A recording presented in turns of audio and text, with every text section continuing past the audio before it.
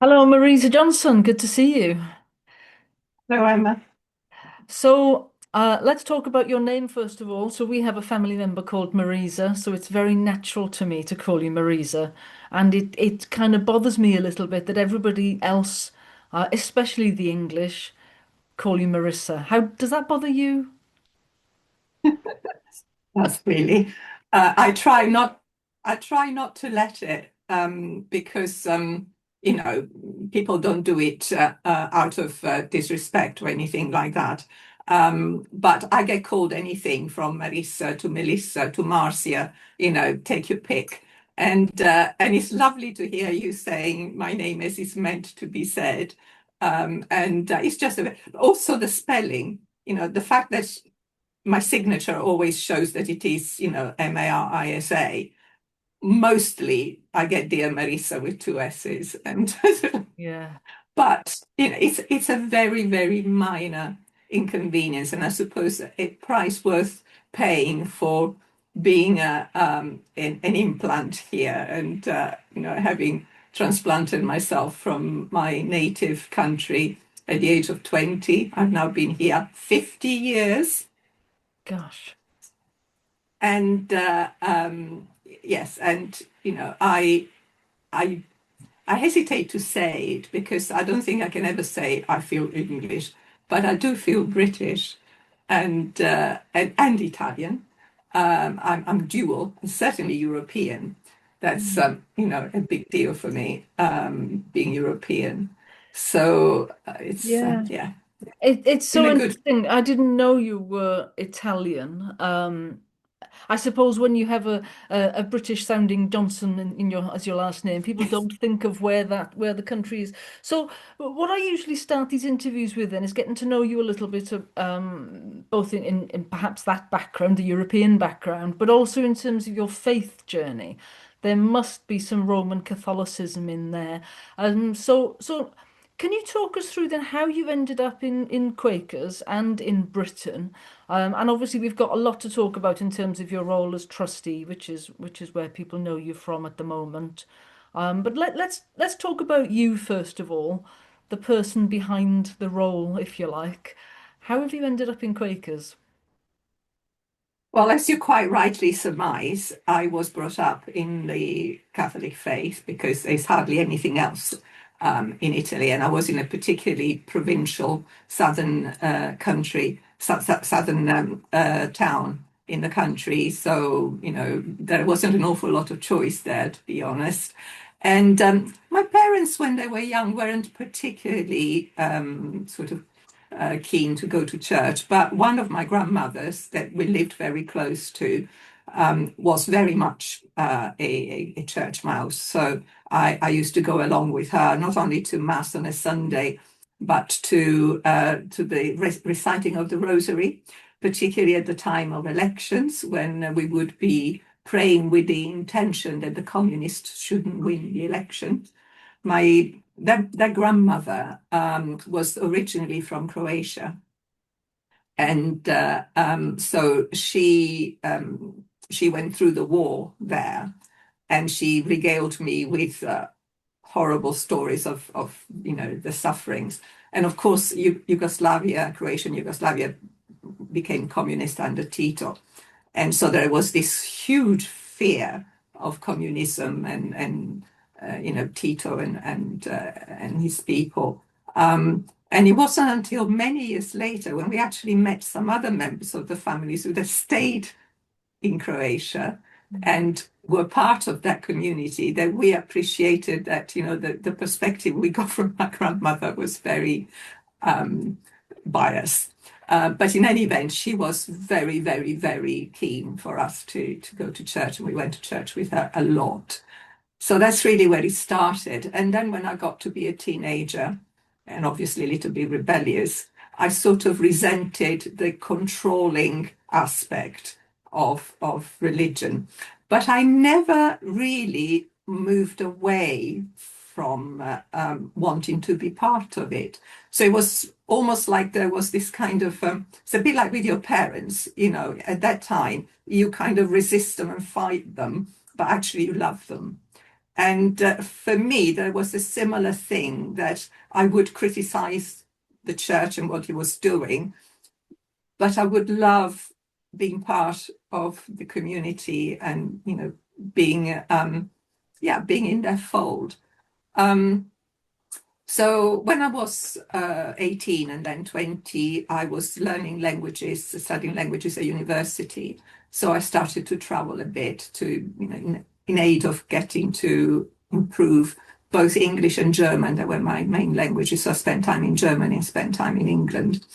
And eventually, I ended up being here and staying, not because I had chosen to stay, but because circumstances sort of developed in that kind of way. And eventually I met my husband and got married, and that's the Johnson comes in. By the way, the reason why everybody adopted surname of their husband at that time. But for me, it was a relief because my maiden name is Gallo. And if you think that it's bad enough to be called Marisa, I used to be called Miss Gallows. So,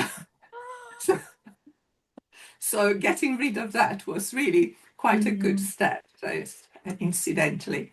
But coming to London as a 20-year-old, it was like somebody going into a candy shop because there was so much to learn about. There was not only the other kind of Christians, but there were other faiths. Who had ever come across in my experience, a Jewish person, a Hindu person, and a Sikh. I was so ignorant on all these things. And I was a bit like a sponge. I really wanted to learn more about all of these things. So, what does that do to your faith, really, when there is all this stuff that you can choose? And I tried going to Mass, but I found the Catholic Church, first of all, very much more old-fashioned than what I was used to in Italy. Because in Italy, in the 1960s, we had the Second Vatican Council, which was an opening up, really, of the faith. We'd had Pope John the 23rd, short papacy, but very, very much loved Pope with a great heart. And so there was all sorts of things which led in different, liberation theology, those kind of things. And coming to London and to England and to the Catholic Church here, it seemed like sort of moving back into that darker, more sort of, but you can understand that because there is a majority place. Here is a minority that's been beleaguered. So I wasn't really very comfortable in it. And I thought it was a bit eclectic, really. I read about Buddhism and, meditation, all those kind of things. And what really started our proper faith journey was the birth of our children. And first and foremost, when our first child was born, a little girl called Lydia, she had to go into special care for various reasons. And so we were transferred to a different hospital. It was a bit of an anxious time. And the chaplain from the church, from the hospital, came to visit me. And that was very comforting. And he said that they offered interdenominational baptism in the chapel of the hospital. And that seemed a really, really good option to me because, I wouldn't have wanted not to have a baptism, but I wouldn't have known where to have it. So to have this idea of an interdenominational baptism for my child and the thanksgiving that, she had come through this early scare and she was fine, was very significant. It's very significant. And I was very glad to have that. It was a real blessing. But things got even more. So what happened next is that when she was 3 years old, we moved to Bexhill-on-Sea from London. And so I started to go to Mother and Toddler Club. and Mother and Tottenham Club was held in the Methodist Church Hall. So, and there was all these lovely ladies who helped look after the children, and so we could have a bit of a break, that kind of thing. And when she was 3 years old, they invited her to go to junior church. And so I could hardly take her to junior church, leave her there like it was sort of, and go home again. So we went to junior church together for a few months. And then we suffered the terrible, terrible tragedy of losing her. In fact, it will be 40 years on July the 1st that tragically she died. And that, I think it would be a bit of a challenge to anybody. It was devastating. At that time, we already had our first son, and he was 5 months old. And the church absolutely enfolded us. That's where we held the funeral. That's where Pip had been inscribed in the cradle roll, because we were going, at the time, we were part of that community. And this is the time that my husband started to come to church with me, again, for comfort. Eventually, our third child was born, also inscribed in the Methodist cradle roll. But we moved to Cambridge. And when we moved to Cambridge, this sort of search for a place to belong started all over again. And the Methodist Church wasn't really where we belonged, even though, we had been very much at home in that particular community. So we started to go to a very evangelical Church of England church where some of our neighbors were going. And it was a lovely fellowship with a lot of warmth and a lot of enfolding, and it was lovely. But the theology was really, really very hard line. And I found it difficult to say, hand on heart, this is what I believe, because it wasn't. And in particular, two things happened. One was the first Gulf War, early 90s, talking about 91, 92. And I was very, very distressed by it, hearing, in the night, the news of the incursions that were starting on Iraq and all that. And the church doesn't seem at all bothered by this, and just carry on with a sort of, what's gone on before. And then we lost two important people in our lives, a beloved aunt who had been an agnostic, and a colleague of my husband, a brilliant astronomer, died in his 40s, cancer, and he was an atheist. And I started to think, that the message of the church was, either you let Jesus into your life as your Lord and Master, or basically you missed it. And I thought, what kind of a God would not open up God's heart to these two people, just because they might not have intellectually sort of accepted certain things, but in every other way, they showed God's glory in their lives, in the way that they were. So I felt, I can't go on with this. I can't, in all sort of integrity, say, I'm part of this community because I believe these things. And this is the point at which Quakers kind of came into the picture, because I had met some Quakers through C&D and marches, and particularly the marches against the war. And I also knew somebody, because I used to be a cruise counsellor, and the organizer of the cruise counselling service in Cambridge was a Quaker. And she said to me, why don't you try the Quakers? I said, well, why wouldn't I try the Quakers? So we went along as a family, the four of us, to Jesus Lane Quaker meeting in Cambridge. And it's that, the old chestnut, it was home, and it has been home ever since. And of course, my journey hasn't finished there, but it actually started there, because I thought that coming to Quakers, I was leaving behind all the Christian stuff that, may or may not have been part of my background.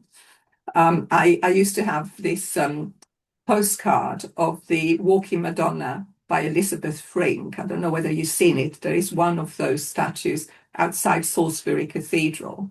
And she's sort of about this high, a wiry black figure of an old woman, not the sort of, the Madonna that I'm used to from my Catholic Church background. It sort of strides away, sort of see her small, wiry, strong, old, sort of striding away from the cathedral. And I used to think of myself, yeah, leave all that behind, move forward to this post-Christian world that the Quakers offered. But of course, when you start following the promptings of love and truth in your heart, very often you find that some of the things you thought you knew, you don't know. And that was the experience for me. And I came to understand eventually that that's where I'm coming from, and it's an important part of my background and the roots of my faith. Mm. And in particular, when I came to work for Friends World Committee for Consultation as the secretary of the Europe and Middle East section for 12 years between 2008 and when I retired in 2020, because of course, the world family of friends theologically is so diverse. Yeah. And Christianity is very much the majority position. Evangelicalism it's important. So I had to kind of come back to reimagine and rediscover the Bible, which had always been a bit sort of background for me, but never an important sort of central part. So I have reconnected with the Bible, albeit not necessarily in the idolatry type approach to it. It's similar to what I had with the Catholic Church in my teen years. I wrestle with it. Mm. I love it, and I find it difficult, that kind of relationship. But I would say that personally, I have moved from a kind of non-theistic approach to religion, which was very important at a time when I could have actually walked away altogether, but it kept me in the family, to a much greater appreciation of a personal connection to God and a greater awareness of God's presence in my life and in the life of our community. Yeah. Will that do? Yes, it will. I'm really struck by your Catholic upbringing, and of course the languages would have got you into that role across Europe, which has then opened you up to the family of Quaker communities, if you like, worldwide. And I think Britain has been really an outlier, hasn't it? It's where Quakerism started, and yet it's ended up in this position where we're such an outlier from the rest of the Quaker family. Do you think are we very odd in Britain compared to your experience across Europe, particularly? What's your impression of the differences or similarities? It, it is fascinating. I mean, if you want to spend the whole hour talking about this, I will be very, very happy to do that, because yes, there are some very interesting and subtle differences in the various Quaker communities, depending on which time they've actually come about. So if you look at Island Yearly Meeting, for instance, and particularly Island Yearly Meeting in the north of England, that is much, much closer to what I would recognize as conservative, orthodox type of Quakerism, where the the unprogrammed tradition is maintained, but there is a much, much stronger Christian awareness and Christian belief, and is closer to some of what in America have become the Christocentric, sort of the conservative Quaker expression. Not so much in the South, but certainly in the North, because the South has attracted a lot of people that have come to join Quakers with disillusionment from the Catholic Church. So the pressures there are different. If you go to Norway, for instance, that's a really interesting example, because Norwegian came to Quakerism during the Napoleonic Wars. So the Norwegians were allied with France, and so they were enemies of England. So the ships were impounded and spent sometimes years offshore near the English waters. And Quakers used to go and visit them. They taught them the language, they taught them some skills, but this was Quakers in obviously in the very, very early 19th century. We're talking about 1805, 1801. So those were not the evangelical sort of charismatic Quakers of our early phase. These were the quietist Quakers.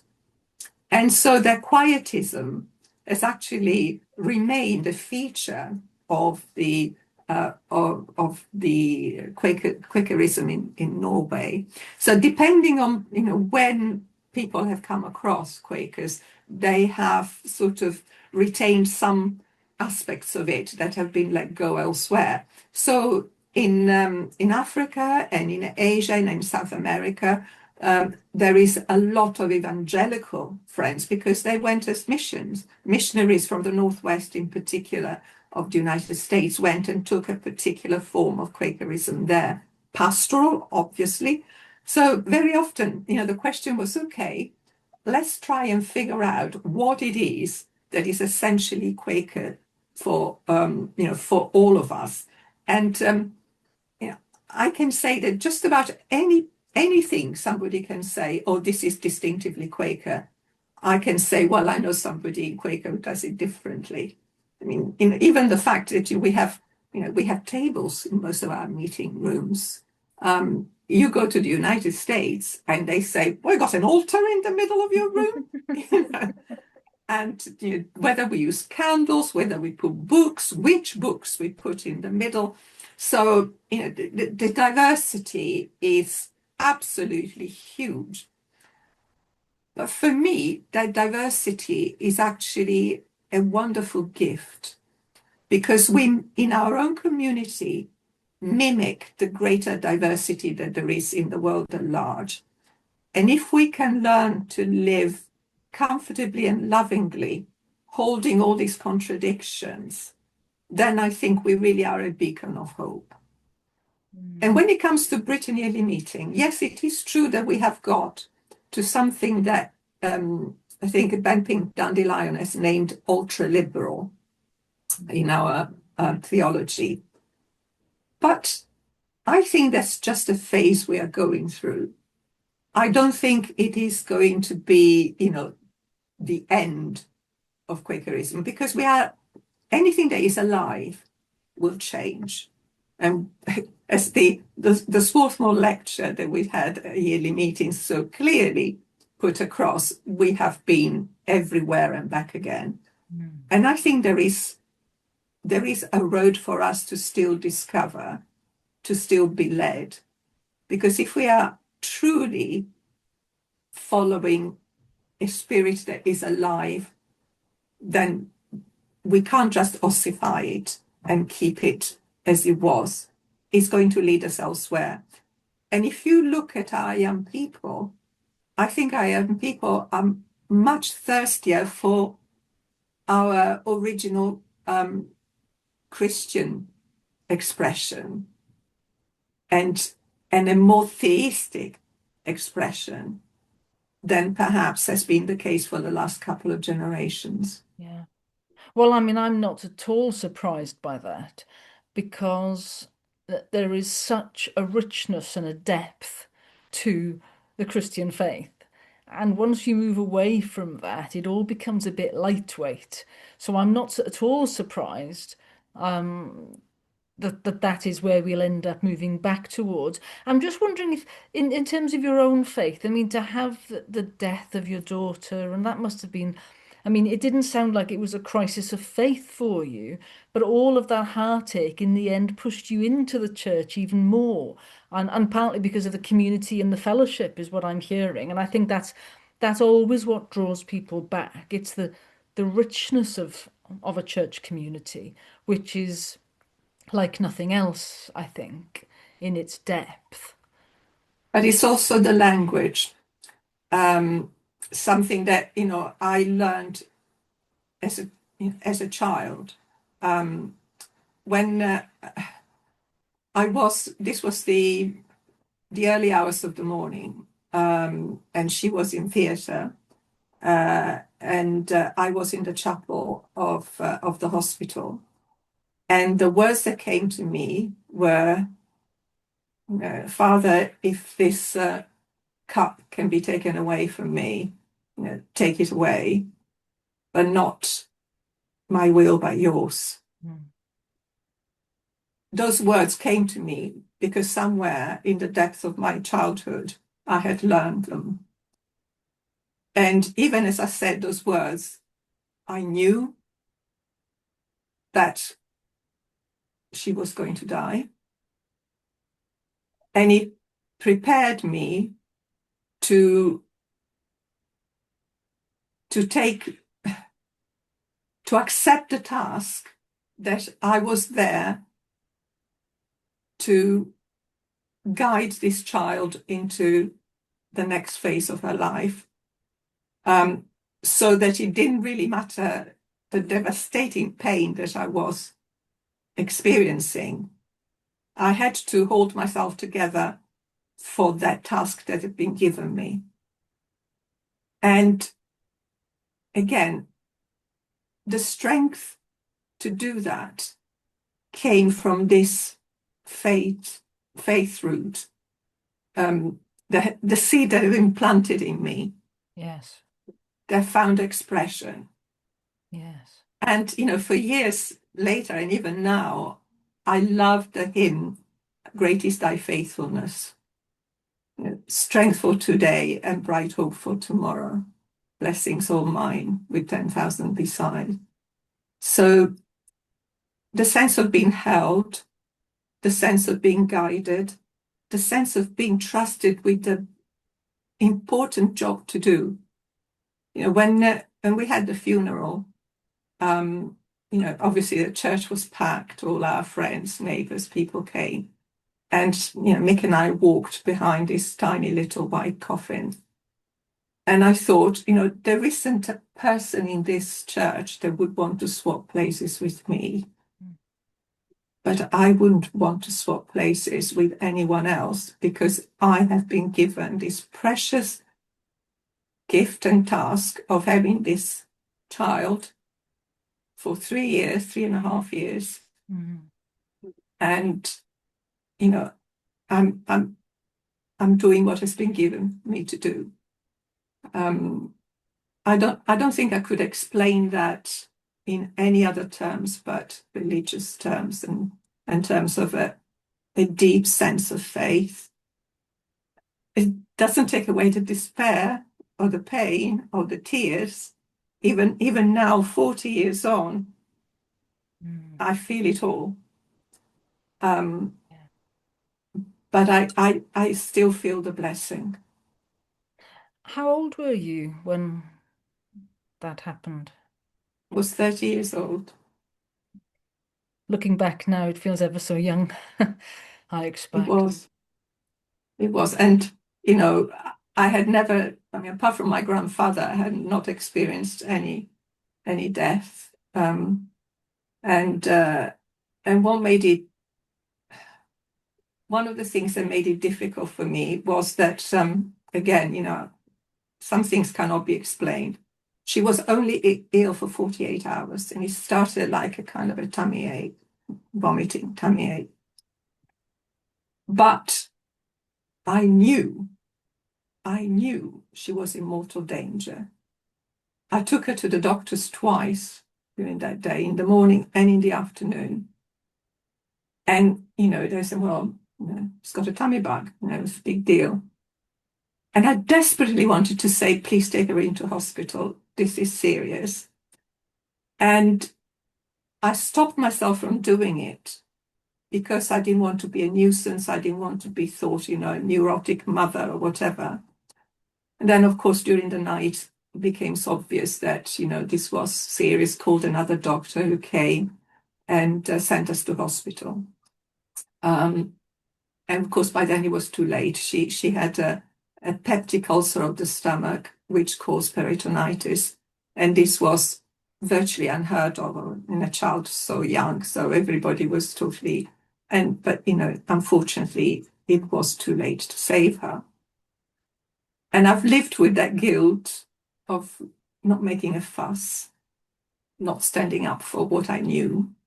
Um, and and it's made me a lot more fierce when it comes to my children. And perhaps we'll talk about that later. But Mother Tiger does have nothing on me when it comes to defending my cubs.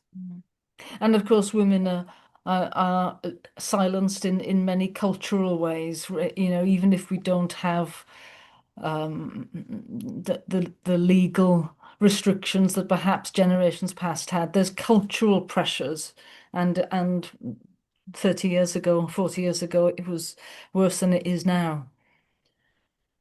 Yeah. What a story. I mean, I think what an experience to have gone through as a young person. And you see, for me, the thing that comes through in a lot of the conversations I have with people is how those formative experiences that create our faith journey. The significant thing for me often is when I hear people bringing back and falling back on their early religious teaching and how transformative that is.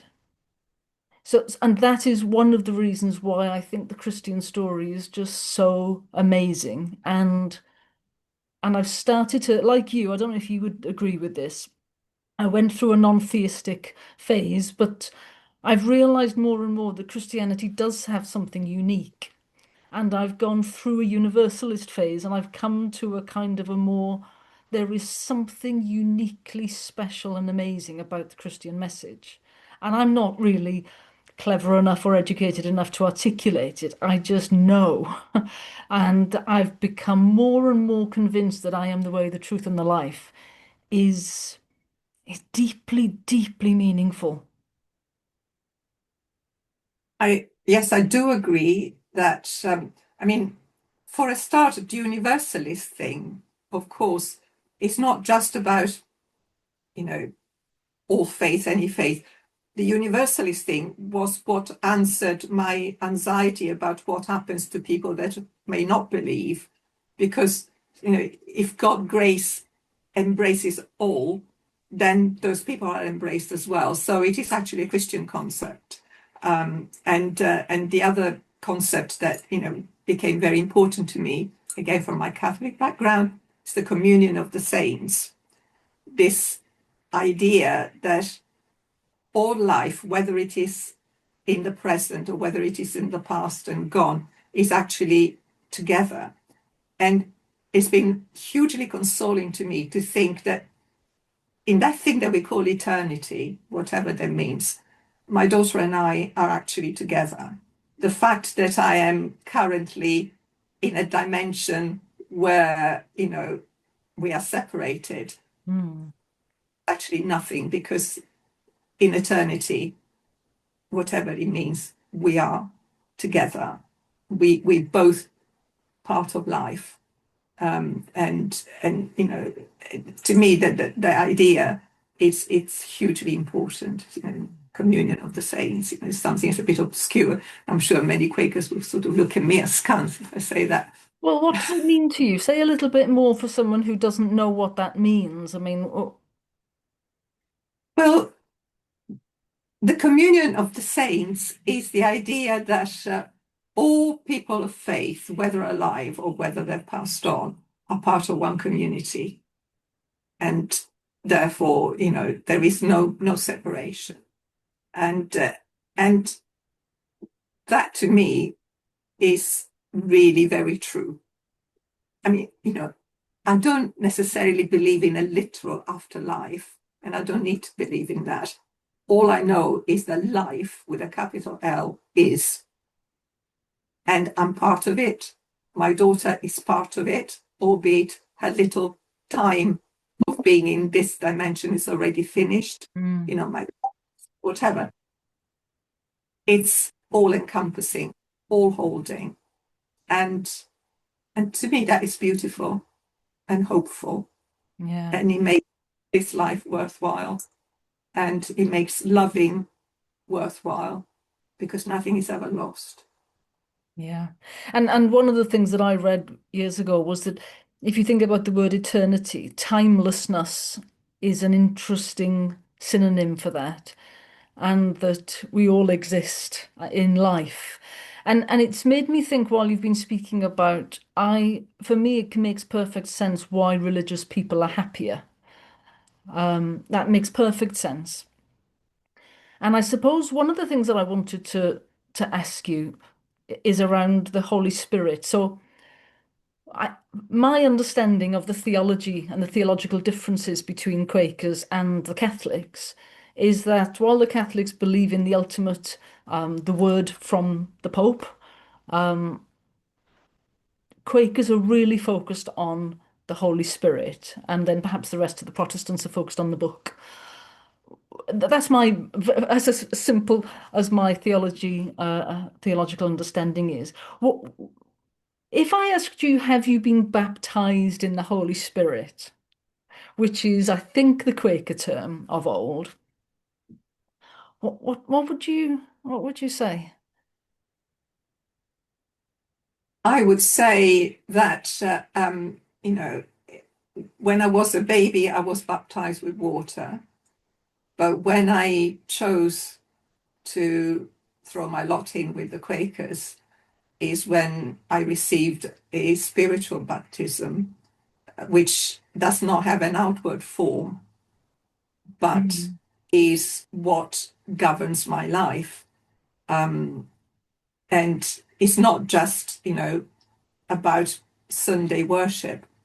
It's about every aspect of my daily life and my relationships. So it's, yeah, definitely there. Because I suppose one of the things that I say to people is, what do we make of the fact that some people who are part of our community and perhaps taking on very leading roles, they're not just not Christian, and they would say that they're not Christian, but they have no awareness of what we've just spoken about and have no experience of that. And for me, they look unhappy. Now, that's just me being right. I'm just saying how it is. When people are doing work of whatever kind, it might be charitable work or it might be religious work, and they look miserable and they look tortured by life and caught up in the despair and the misery, which is undoubtedly there. That concerns me a little.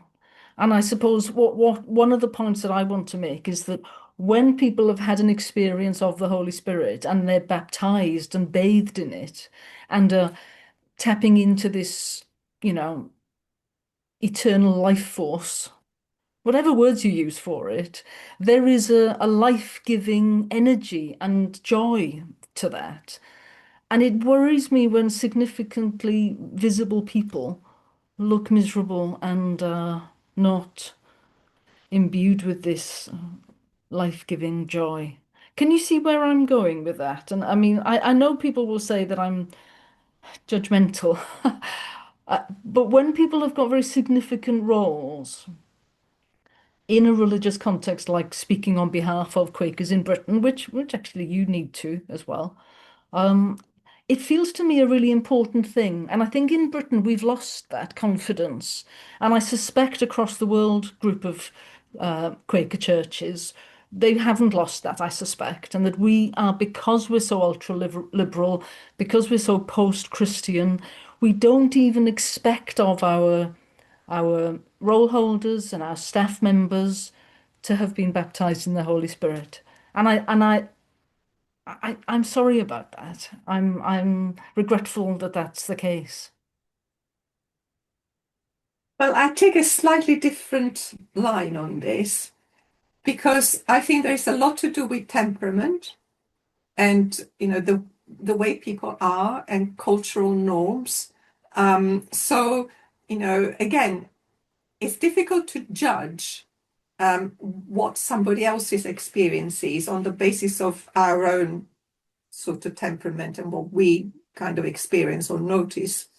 And I actually sometimes find it very moving when some insights on some offerings come from quarters that you might not expect them from. So for me, it's more a matter of attuning my own self to hearing that from wherever it may come from. And for some people, it is harder to be enthusiastic and a little bit charismatic and those kind of things, which, as you say, do bring energy, do bring joy. But, that if God is in everything, then I need to learn to discern that and to recognize it, to see it, and to welcome it and hold it, because that might actually enable other expressions to emerge. So if we make people feel self-conscious and judged, they are likely to close into themselves even more. Whereas if we appreciate what we manage to connect with, that might actually bring about a better expression. Yeah, I suppose we're moving into the part of the conversation where all of our listeners will be aware that you're the clerk of Britain Yearly Meeting Trustees at the moment. And obviously that's in my mind as I'm asking you a question like that, because this is not just about, for example, a chaplaincy conversation where I'm, as you've just said, concerned about not judging the person, but inviting them into a more full life, really, and the presence of God, however you want to talk about that. So I get that, and I probably agree with you on that. But I suppose I'm moving into thinking about that the kind of responsibility you have at the moment is to oversee on the behalf of all of us as ordinary Quakers the way in which the charity conducts itself. Um, and I suppose one of the things I'm thinking about is, I mean, for example, only 20% of our staff are Quakers. Now, we don't know anything about whether or not the rest of them are religious or not, but certainly only 20% are Quakers. And I think it's a perennial cause of concern. I think it's fair to say that. I don't think it's only me that raises that. And I just wonder if it's But not don't you think about that's a wonderful one. outreach opportunity? Don't you think that it's a wonderful outreach opportunity? Because if we attract people to work with us and alongside us, and we, engage with them wherever they might be, I see potential for, for people to actually come to share, maybe not completely our, I'm not saying I want to proselytize and change them all into Quakers, but it's a way of actually opening ourselves up to connecting with others. To me, it's a form of outreach. Okay. I'm surprised you take that line. I mean, I thought I suppose I think that we have 200 staff and we have what 10 to No, 20,000 Quakers in Britain at the moment. 107, 170-ish, 170, 75, yeah. not 250. 75. Okay. Mhm.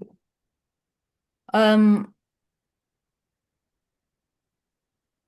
so I understand that we might employ them for their own benefit, but I suppose we're talking here a bit about what the priority is. Is yes, we care about the people we recruit, but we're not recruiting them into these jobs so that they become happier, are we? Or become that they're doing a job for us as well, aren't they?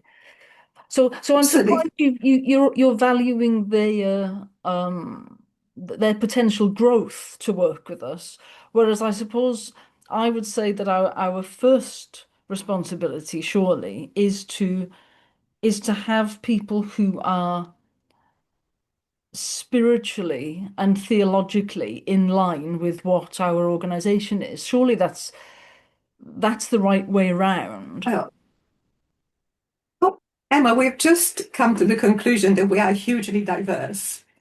So to actually find somebody in line with what exactly? Because, we are so very, very diverse. So you could say that actually in engaging with other people, and by the way, we don't employ them for their benefit, we employ them primarily for our benefit because they bring us skills and knowledge and Yeah. things that we wouldn't otherwise have.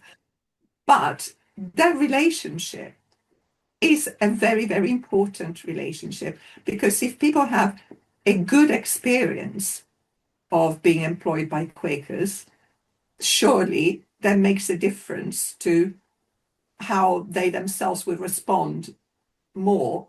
In the same way as, we have a hospitality company and we open our doors to goodness knows how many people that come through.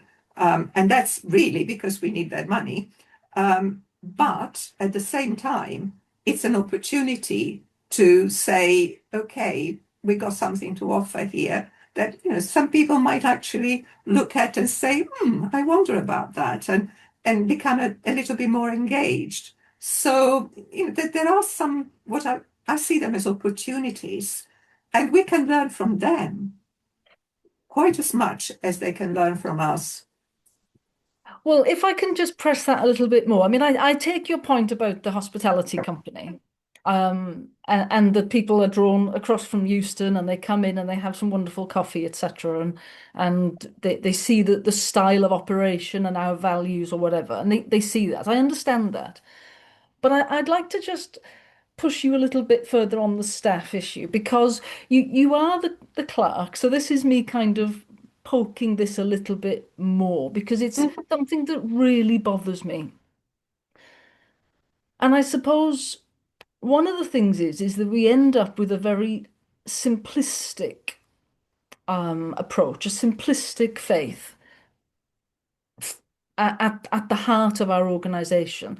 And what I mean by that is if somebody is not baptized in the Holy Spirit, if you like, if they're not a deeply religious, spiritually alive person, and yet they come to do a very important job within the organization, at whatever level that is, what I think they will simplistically take on is that our values of our peace and they are equality and the simplicity and well, does truth even get talked about anymore? I don't know.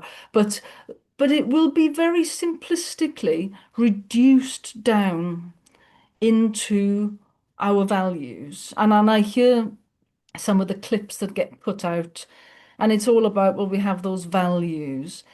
And to me, it's an over simplistic way of thinking about what the Quaker message is. And that bothers me, you see. And I think it translates into what the priorities are of the organization. And the reason I want to talk to you about it is I do think we need to, as ordinary Quakers, really show some scrutiny of these kinds of decisions. Um, and I just don't think I just don't think it's quite right at the moment. Is my opinion. Um, does it not bother you at all that there's an oversimplistic and less spiritual, and it becomes more ideological, it becomes more political, rather than being focused on what our on us as a church? But me, it's it's what we make of it. And for a start, everybody that is involved in the governance of our work, and let's face it, we have got a very cumbersome and large governance structure, and everyone involved in that is a Quaker for a start. So, all 14 trustees are Quakers. The Quaker Peace and Social Witness Central Committee, Quaker Life Central Committee, Quaker Christian and Interfaith Relations Committee, Quaker World Relations Committee. I mean, all of these people are Quakers, and they should bring very much that sort of practice of discernment, that practice of prayerful coming together. So the discipline, which is a spiritual discipline, and that is there. It might not be so visible, but it is there. Nothing can past these governance structures. No, no statement can go out without it being reviewed and considered by all of us who are in these structures. So I am less concerned about, the fundamentals than the language. I think sometimes can err on the side of secularism, but we are also talking to a very secularized society. So if we want to engage with people and, if you like, invite them in, we got to meet them somewhere where they can recognize and not just take a running jump because they say, oh my goodness, this, we don't want to come across as people who can only communicate on our own terms. So in fact, I sort of see this as bridge building opportunities. And I am really, really very confident that the Quaker essentials are absolutely front and central of everything that we still do. You see, it's interesting. Let's talk about the committee structure for a bit, because I mean, I've just literally in the last few months of my service on the Prison Chaplaincy Committee, and prior to that 6 years, I was 6 years on Quaker Life Central Committee. So I've spent 12 years as part of these committees, and I know what they do and how they work, and I'm afraid I'm deeply disillusioned about the whole system. And my experience has been that they're utterly staff driven, and that they do form an illusion of Quaker oversight, but actually, when you've got a professional staff body really there looking after it's typical managerialism, and it's very, very difficult for a committee to try to move something around that the staff don't want to do. It just doesn't go anywhere. And I think after, obviously, I mean, I think the trienniums is a great system, but it does mean that just as people are starting to get really knowledgeable about the way in which it all works, then it's the end of their time and off they go. I mean, are you convinced that the committee structure does actually work? Because I also hear stories of people walking away and they say, "Oh, I can't bear that. I can't bear it. It's rubber stamping and it's not real." I don't know if they would use that word, but I'm not as convinced that it does anything more than a rubber stamping exercise. Well, I have always said that as far as structures are concerned, I'm totally agnostic. I don't really have particular views as to what kind of committee structure is a good one or a bad one. For me, what is crucial is that we make it work. Whatever it is that the yearly meeting has chosen as its structure, it will have advantages, it will have disadvantages, but the purpose of having people involved is to make it work, to fulfill our vision, to fulfill our commitments, to fulfill, what we have agreed together that should happen, and to do that in a manner that is accountable, that is professional, and that is well managed. So those words are not negatives for me. They are positives because, we deserve to have everything to be really well run and be in place well. So from that perspective, I'm prepared to acknowledge that there will be difficulties, that there will be challenges in every system that you might have. I also have heard frustration from staff who are trying to get some pieces of work to develop, to do, or whatever, and are forever being drawn back because they prepare lengthy reports because people have got to discuss it here, discuss it there, go around the houses, and it creates a sort of almost a pulling back from actually achieving anything. So, the frustrations in some cases may be mutual. But what's important for me, I mean, you said something about truth maybe not being, so important. For me, truth is fundamental. If there is no truth, we might as well not bother with anything. My personal experience of coming into this role, which I had not even foreseen, let alone wished for, has been one of amazement, really. Amazement at how much people give of themselves, whether they are committee members, whether they are staff, how much personal investment there is for Quakerism and for Quakers, and how much does get done and gets achieved. And I would like to celebrate that and encourage it. And yes, if there are things which are not right, by all means, we need to be aware and we need to look into them and we need to, to address them. It's really, really important. I wouldn't want to, sweep anything under any carpet. And the group of trustees I've been working with, I said this when I gave the presentation. There is only 3 people left that were there when I joined, and that's only 3 years ago. So we are forever introducing new people, having to get to know each other, and working. And yet, it feels like a really, really solid Quaker community. The commitment is very high, and I think people would be really offended to think that they are regarded as rubber stamping stuff when we spend hours and hours going through all the amount of stuff that we have to look into to actually pick up, specific points and specific things and try our very best to, to faithfully do what the yearly meeting has told us to do.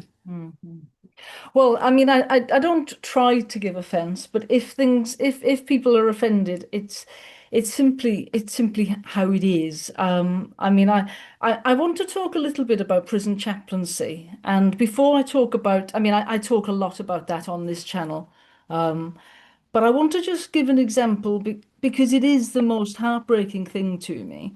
Is that despite everything that we've just talked about, very well-meaning Quakers are involved in all of these committees and very well-meaning staff, but I think with different ideological aims in the main. And I'll just talk from my own personal experience. I've been on the committee for 6 years and we have had very poor support. Now, when we went through COVID, our wonderful chaplaincy officer at that time, which we had great support from, up to what would that be, 2019, was wonderful. And she was furloughed. And I just want to remind you, it's quite an emotional thing for me, really, in that at that point, all of Friends House was closing down. I was still clerk of Quaker Life Central Committee at that point. I was just remembering last night, I can picture being in the car talking to Caroline Nursey, who was perhaps your predecessor. about whether to have a face-to-face meeting. And I had Lizzie Rosewood, my assistant clerk, saying we can't meet in person, and having to have that conversation about closing the face-to-face meetings down. So all of that ended up with a huge reduction in the numbers of people working, and perhaps nobody working really at Friend's House, except for half a dozen of us Quaker prison chaplains. And I would suggest that we were perhaps the only Quakers, employed Quakers, going into prisons across the country. And yet it was our support that was taken away. And I don't know if this is news to you, Marisa, but we have still not got back to, despite all of my efforts over 6 years on the committee. It's nearly broken me. I mean, I can hardly talk about it. I'm so upset about it. And we are still not at the level of support that we got from Marlene Shepherd's, who was our wonderful chaplaincy support officer at that time. We have still not got back to that level of support. It has broken the clerks of our committee, you know. So I'm a little bit traumatized by the experience of having to fight for the support that we're still not getting. And I've had to give up. It's just not good for me anymore. And my previous clerk just had to give up. And the previous clerk, and if we talk about it, we get a little bit stressed and short of breath, you know, because it's so upsetting. And and that's what bothers me is that all of this, you know, obviously your clerk of trustees, obviously you can give a good defense of how things are done. But can you see from my perspective that if it doesn't work, when you say we've got to Yeah. make things work, it doesn't work. For 6 years, I have tried to get adequate support. We get something like a morning a week, administrative support. And that doesn't help us, really. It doesn't do what we need as prison chaplains. You know, like what 1 year Woodbrook just forgot about us doing our course of going inside training for chaplaincy. We just got forgotten about for a whole 12 months. None of the staff intervened, none of the managers intervened. Whole swathes of administrative support don't get done, and the clerk is running around trying to sort it all out. So my experience personally is that it's not working. And this channel comes from this frustration really, because I need to just get it off my chest. So I'm not convinced it is working, Razor. I'm really not convinced. Well, I I totally accept that that is your experience, and I'm very sad to hear that it's such a negative experience. But this work that you describe is part of a much greater sort of spread of work. So I would be concerned if your experience is repeated much more widely. Not that the fact that it might be only a few people experiencing that excuses it, because clearly we really got to try harder. If that's the situation, we really got to try harder. But to generalize from a negative experience such as yours that the whole thing doesn't work seems to me a little bit extreme. Okay. It's only my experience though, isn't it? And I've been on the committee, the central committee for 6 years, and then the prison chaplaincy subcommittee for 6 years. Yeah. So let's talk about scrutiny then. Do you Yeah. feel comfortable that yearly meeting enough, gives enough space for proper scrutiny? Because it seems to me one of the things that's happening in yearly meeting recently is that it's all become so organized and managed that the time for proper scrutiny is kind of, it makes your life easier. So I suspect that you're perfectly happy with it. But can you see why people are disgruntled then? The people who do have real examples like I have, they get sidelined off, and it's never actually allowed to be front and center. There's always and when you've got a full-time management staff who's their interests are to be protected by keeping all of this kind of nicely wrapped up in lots of thank yous. It's a bit obsequious, isn't it? Well, that's not how I see it. It will not surprise you to hear, because first of all, we have nothing to hide, and we're quite as happy to have much more time dedicated to looking at what we're doing and how we're doing it. There's no problem with that. We are given the time slots according to how the agenda committee has organized things. In fact, on this particular year, I I got a little bit disgruntled because, having prepared the oral report, which I sent into the clerks, I was then asked to cut it because it was going to take too long. And I said, well, I really don't know what else I can take out of this, really.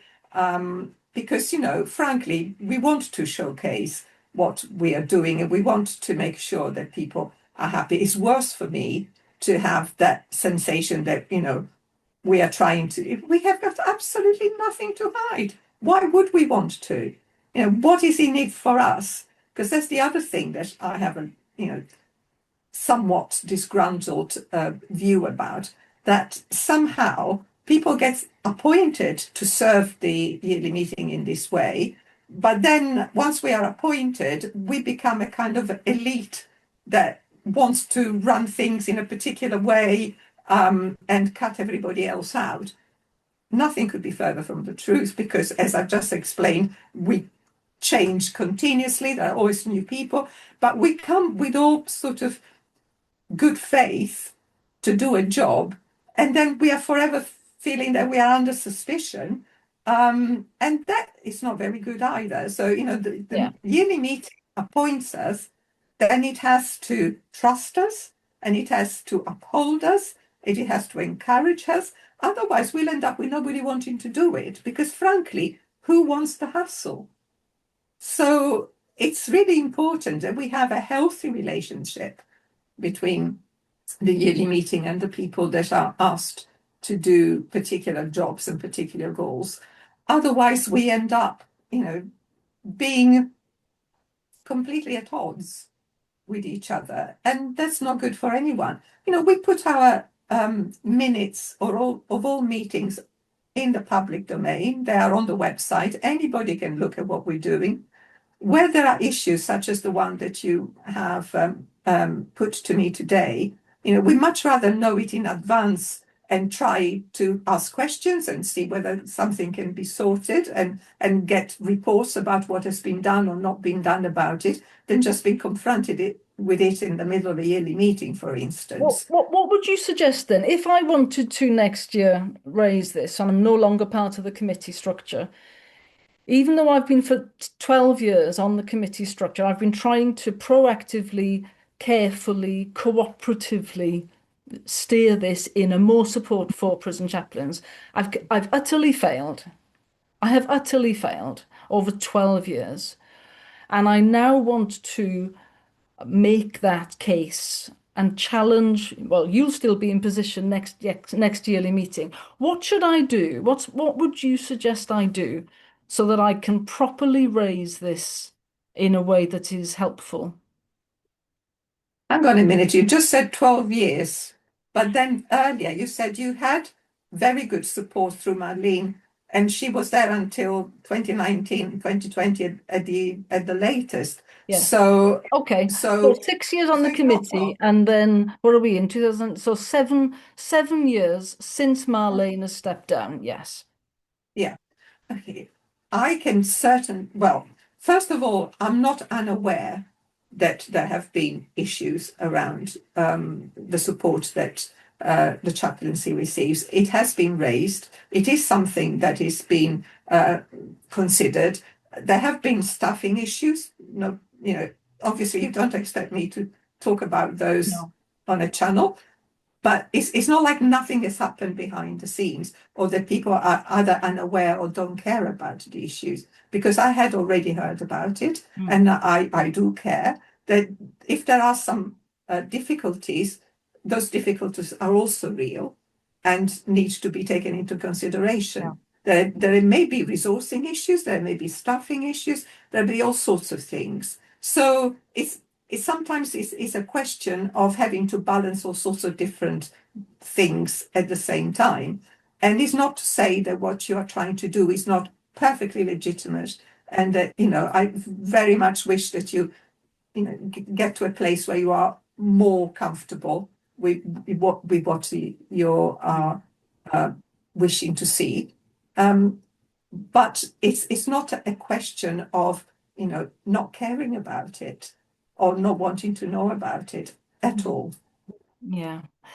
You can understand that I feel that it is, I do I understand. feel I do understand. a lack of care. I mean, one of my friends actually raised a question in yearly meeting about the Gaza minute from last year and what has happened since then. Um, and of course, it's a difficult question for you. Do you remember that question? That there was a Gaza minute about the genocide last year. What have trustees Yeah. done about that since? And it put you in a difficult position, really, because what on earth can you do about the genocide in Gaza as yearly meeting trustees? And I suppose my point is there's zero that you can do about that, but you're the 100% able to do something about supporting our Quaker prison chaplains. And that really is the point that I want to leave you with, really, and to kind of, yeah, let you have the final say on that. Can you see why I'm concerned that nobody else can help Quaker prison chaplains except you guys? Whereas no matter how many days we spend deliberating about whether what's happening in Gaza is a genocide, there's nothing we can do about it. Very little. Well, that's not entirely true because, for a start, we have the ecumenical accompaniment program, which we have had for 22 years. And it's really, actually, it's 24 years now. And there are things that can be done. We have forever been asked to join public statements from this, there's some the other organizations that are doing so there is quite a lot actually that can and should be done on issues like that. Right now, we are looking also at anti-Semitism and what has been happening in Britain, and we're trying to respond to that as well.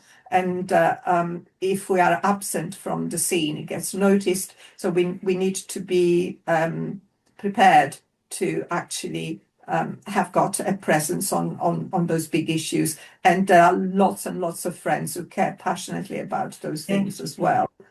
So, to a certain extent, yes, you are right. We are the only ones that can do something about Quaker chaplains, and certainly we should. But I would say that there are other things which we also have an obligation to continue to support and work towards. Yeah. And you were involved in EAPPI yourself, I think. Do you want to tell us a little bit about, well, how long ago was that? What was your experience? How did that affect your well, perhaps your life's outlook? I'm not sure. What impact did it have on you? Huge. It was exactly 20 years ago. I was with the 15th group that went. Now there is over 100 that have been since. I It was one of those situations where talk about following the promptings and loving truth in your heart. I I was I've always been absolutely frightened to death about war and conflict, thanks to my grandmother and the traumatizing tales that she used to tell me. Mm. Um, I had never been outside a small part of Western Europe. I Goodness knows why the call came. This is what you've got to do, and I resisted it as much as I possibly could. Um, and eventually I applied after a meeting for clearness with my own meeting and all sorts of things like that. And when I went for the interview for the recruitment, I think it's the only interview in my life that instead of trying to sell myself, I actually put forward all the reasons why, probably I wasn't the right person to do this. But once they discerned that, yes, I could do it, I sort of decided I would trust that judgment. These people have seen me, warts and all, and have said, yeah, you will do, probably because they didn't have anybody else to send. But, that that's also part of the thing.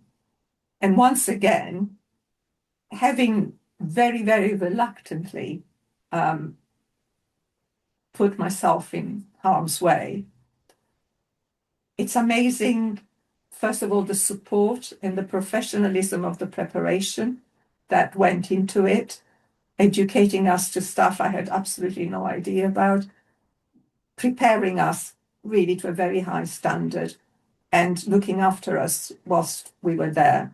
I was placed in Jerusalem, and the salient things of my experience at the time is one, I accompanied the nephew by marriage of Benjamin Netanyahu through court martial for being a conscientious objector.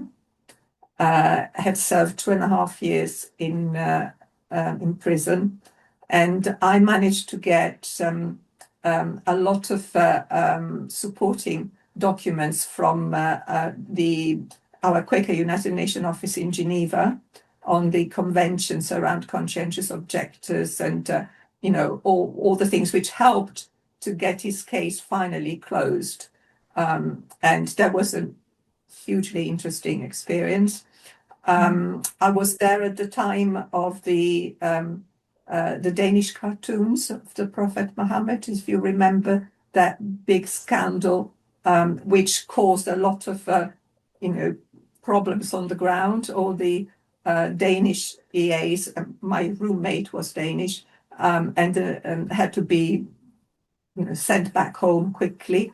The Norwegian contingent that were around different placements had to come into Jerusalem as well. So there were sort of there was a lot of disruption. And the other big thing was we had the Palestinian elections, the only elections that there have been, because there's not been another set of elections since. And of course, these were the elections that brought Hamas to the fore. So although it was only 3 months, it was a very significant 3 months. Yeah. And and it really changed a lot of things for me. Certainly changed my understanding of the situation and the history and all of that. But also he gave me a profound love for the area and for the people. Um, and it changed my work life, because when I came back, I found it very difficult to go back to the work I was doing before. And then I saw this advert in The Friend for the secretary to the Europe and Middle East section. So the Middle East bit is what attracted me. And having got that role for 12 years, I was then traveling quite frequently to both Ramallah and the Middle East for our meeting in Ramallah, the schools in Ramallah, but also to Brumana in Lebanon. So yes, it's had a fundamental impact on my personal life in many, many, many ways. And I remain very committed to the work that we are doing there. The last group of accompanies we sent out there, one of them was a young member of my own meeting. I was on her support group. Of course, they had to be evacuated because of the attack on Iran. And the stories that we hear now from the people who are coming back are so, so much more distressing than anything I personally witnessed 20 years ago. It breaks my heart, absolutely. Yeah. Well, I mean, it sounds like it has been a huge impact on you. What can you tell me then about, because my understanding of that situation is very weak. And I noticed that we've got this anti-Semitic or what's the report called? A report on anti-Semitism in Quakers or something. It's guidelines to help people educate themselves on what, anti-Semitism still looks like Yeah. in this day and age, and also the history behind it. So, can you tell me a little bit about, um, like, do Quakers and do you still support the right of Israel to exist? I mean, that is a very strange way of framing it. Do you support the right of any particular country to exist? I mean, Israel exists. That's Mm. a fact. Mm. But also, Palestinians exist. Do they have a right to exist? Do they have a right to live a normal life? Because they have not lived a normal life for the past 70 odd years, however long it is, since 1948 and before. And they life is getting worse and worse and worse by the day. And we all know what's going on in Gaza, but I am very, very much aware of what's going on in the West Bank, which does not get anywhere near the attention that Gaza gets. Mm. And the violence and um, the dispossession of entire villages that is going on right now in the West Bank. Do they have a right to exist? Mm. I my greatest wish would be to see both Jewish people in Israel and Palestinian people, whether they are secular or Muslim or Christian, to flourish and to have the same life chances that you and I have, Mm. because they don't. So, can you tell me, because I genuinely don't know. I mean, I'm very knowledgeable on some of the other things we might talk about, and I'm really not knowledgeable about this. Can you say anything a bit more about why have we needed that document to come out of guidelines about anti-Semitism? What were the issues that that's designed to address? It's designed to address our relationship with Jewish communities through our interfaith work. Um, it is also something that we need to be more aware that, unfortunately, anti-Semitism does take all sorts of different forms, and there are some bits of discourse around Palestinian rights that sometimes cross a line, Okay. and we need to try and find out where that line is. So, there has got to be some balance in this. One of the things that's very important to me is that we as Europeans carry a huge responsibility for what is happening in this conflict. Mm. Because whilst people, talk about Zionism as a colonial enterprise or whatever, that may or may not be true. But what is true is that people, Jewish people, had suffered centuries of persecution in Europe. And when it came to the dangers of the Nazi regime in Germany in the 1930s and 1940s, doors were closed to them. When they were trying to go abroad or find safety somewhere, doors were closed. So for people to look upon Israel as a place of safety, to me, is a natural thing and a measure of our failure.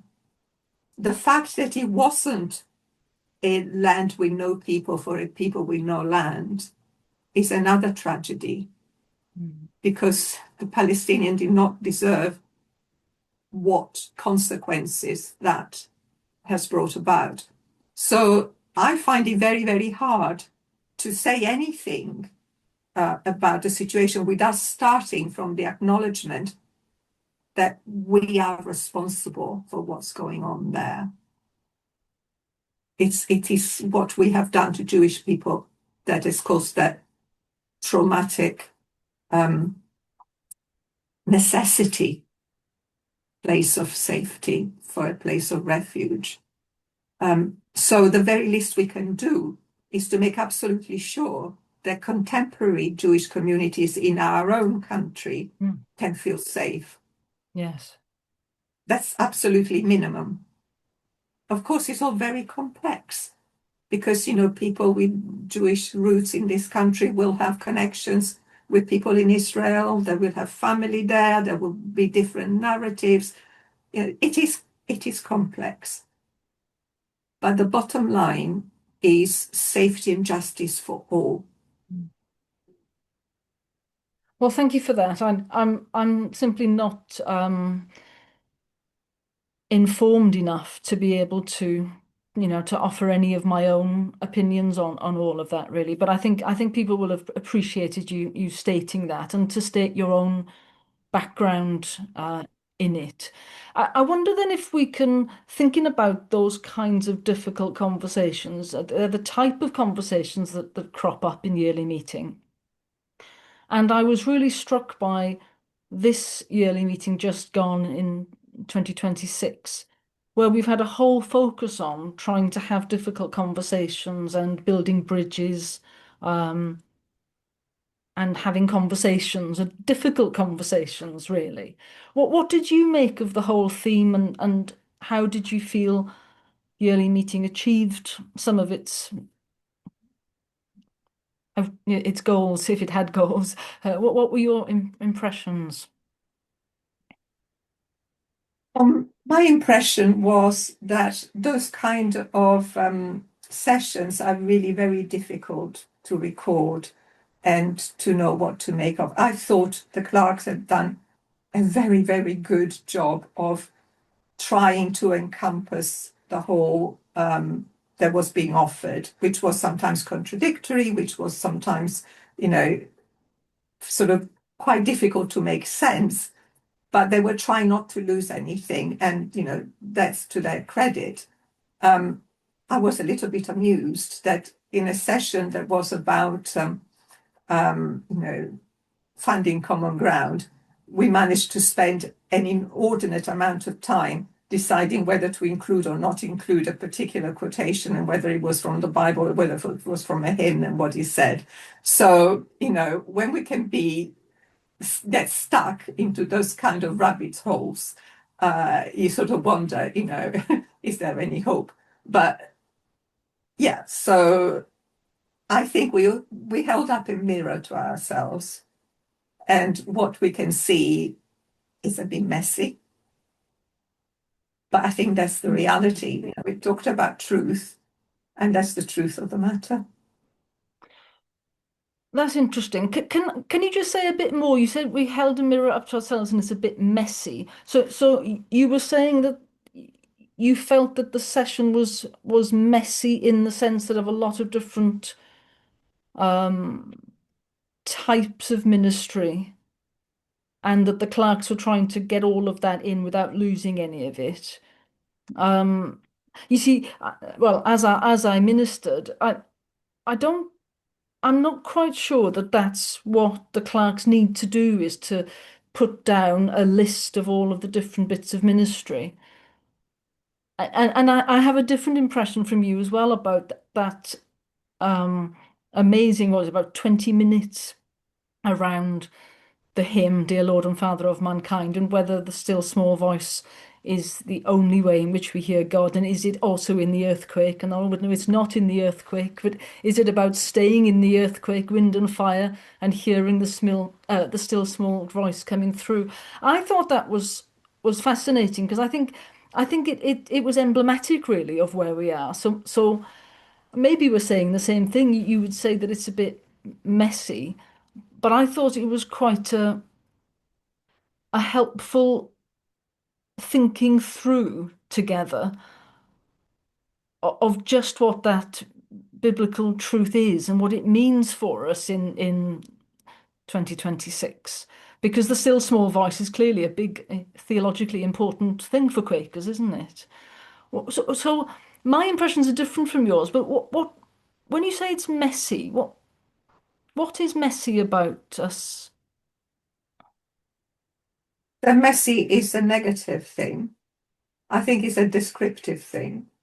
And in terms of one needs and it does not need to come into a minute in that kind of situation, um, I think that to be selective would be to to dive, to superimpose our own judgment to what the spirit is actually um, bringing up. It's a bit like uh,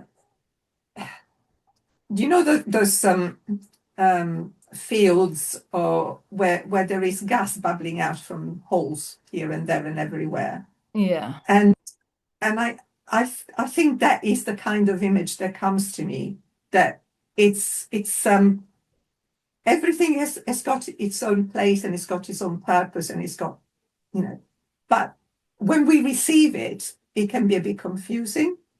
So to try and make something sort of that has a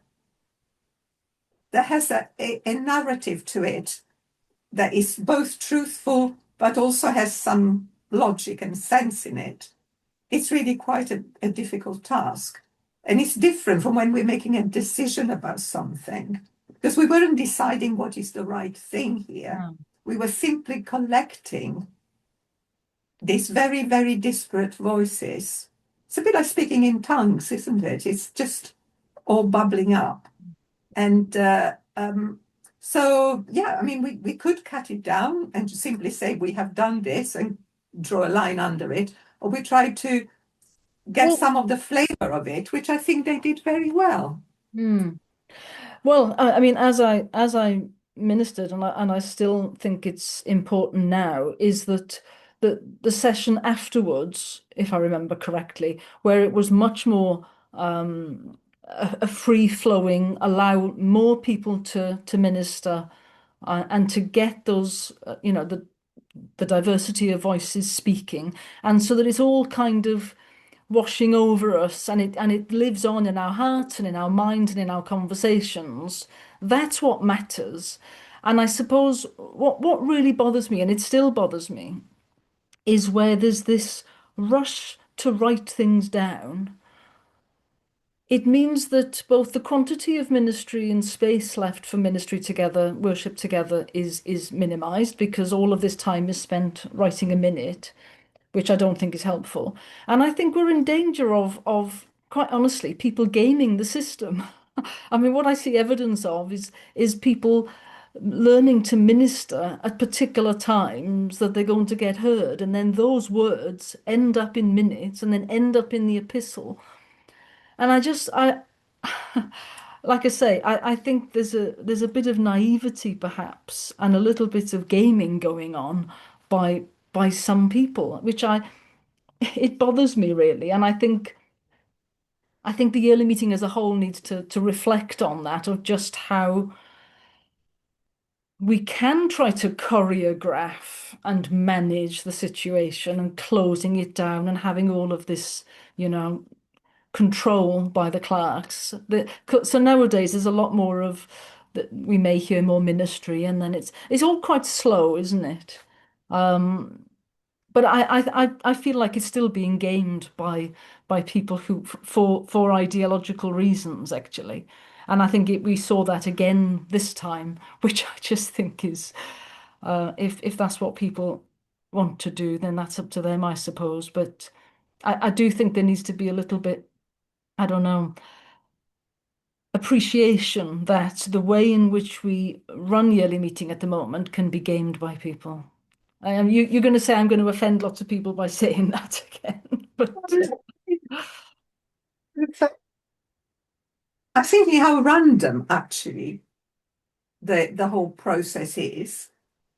It's really, really random. So what you say sounds almost like a sort of mini conspiracy theory that sort of, like people are planting themselves. I mean, people stand up in their dozens towards the end online they and in do. the room. But towards the beginning, there's very few, because most people are settling into worship. So if Yeah. you notice, the same characters stand up early in the first session, and then those types of ministry, often very emotional, and those end up in the minutes and in the epistle.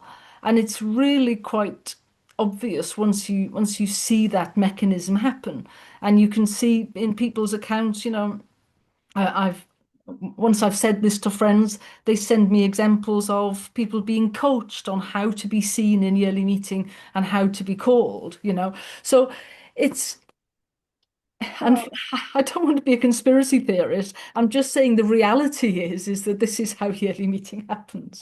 I- I'm pretty sure that when clerks debrief with the elders, they will think through all these things Yeah. and they will, Sure.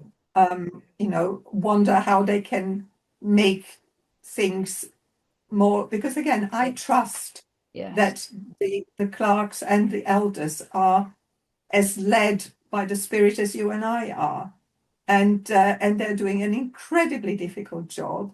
I mean, I would not like to be sitting there deciding, where I do I agree. go?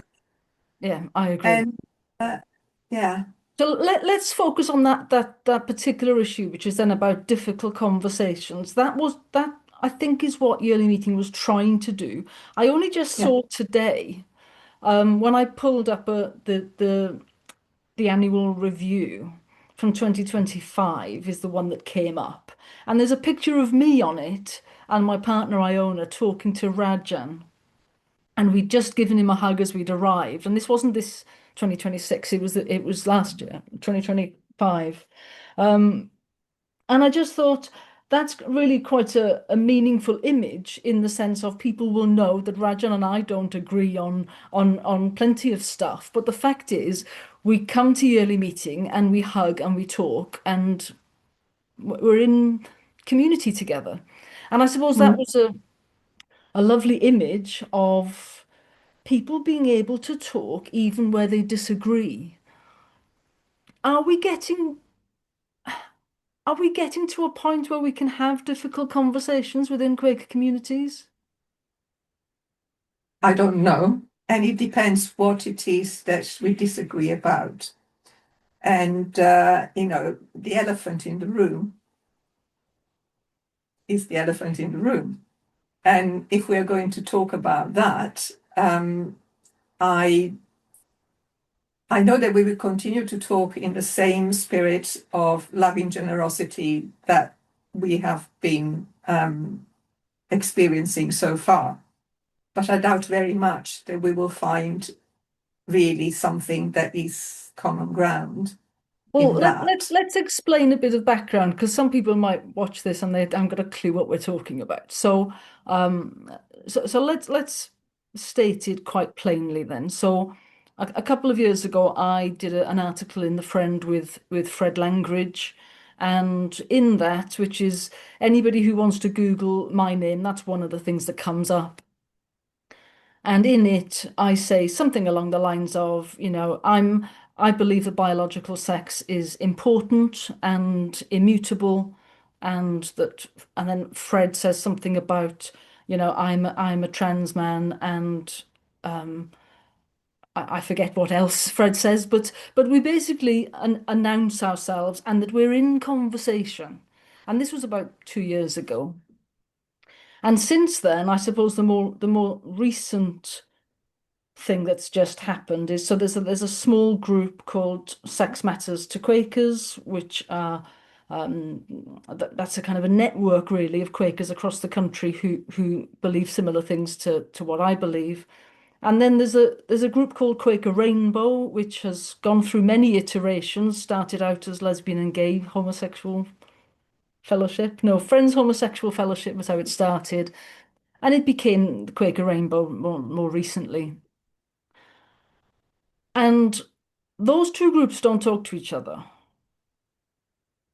And it seems to me quite emblematic. And even within meetings often find it difficult to have conversations. Even just being in the same room as each other seems difficult, which I really find odd. I find that odd. I think I disagree with you, Marisa. I probably disagree with you on lots and lots of different things.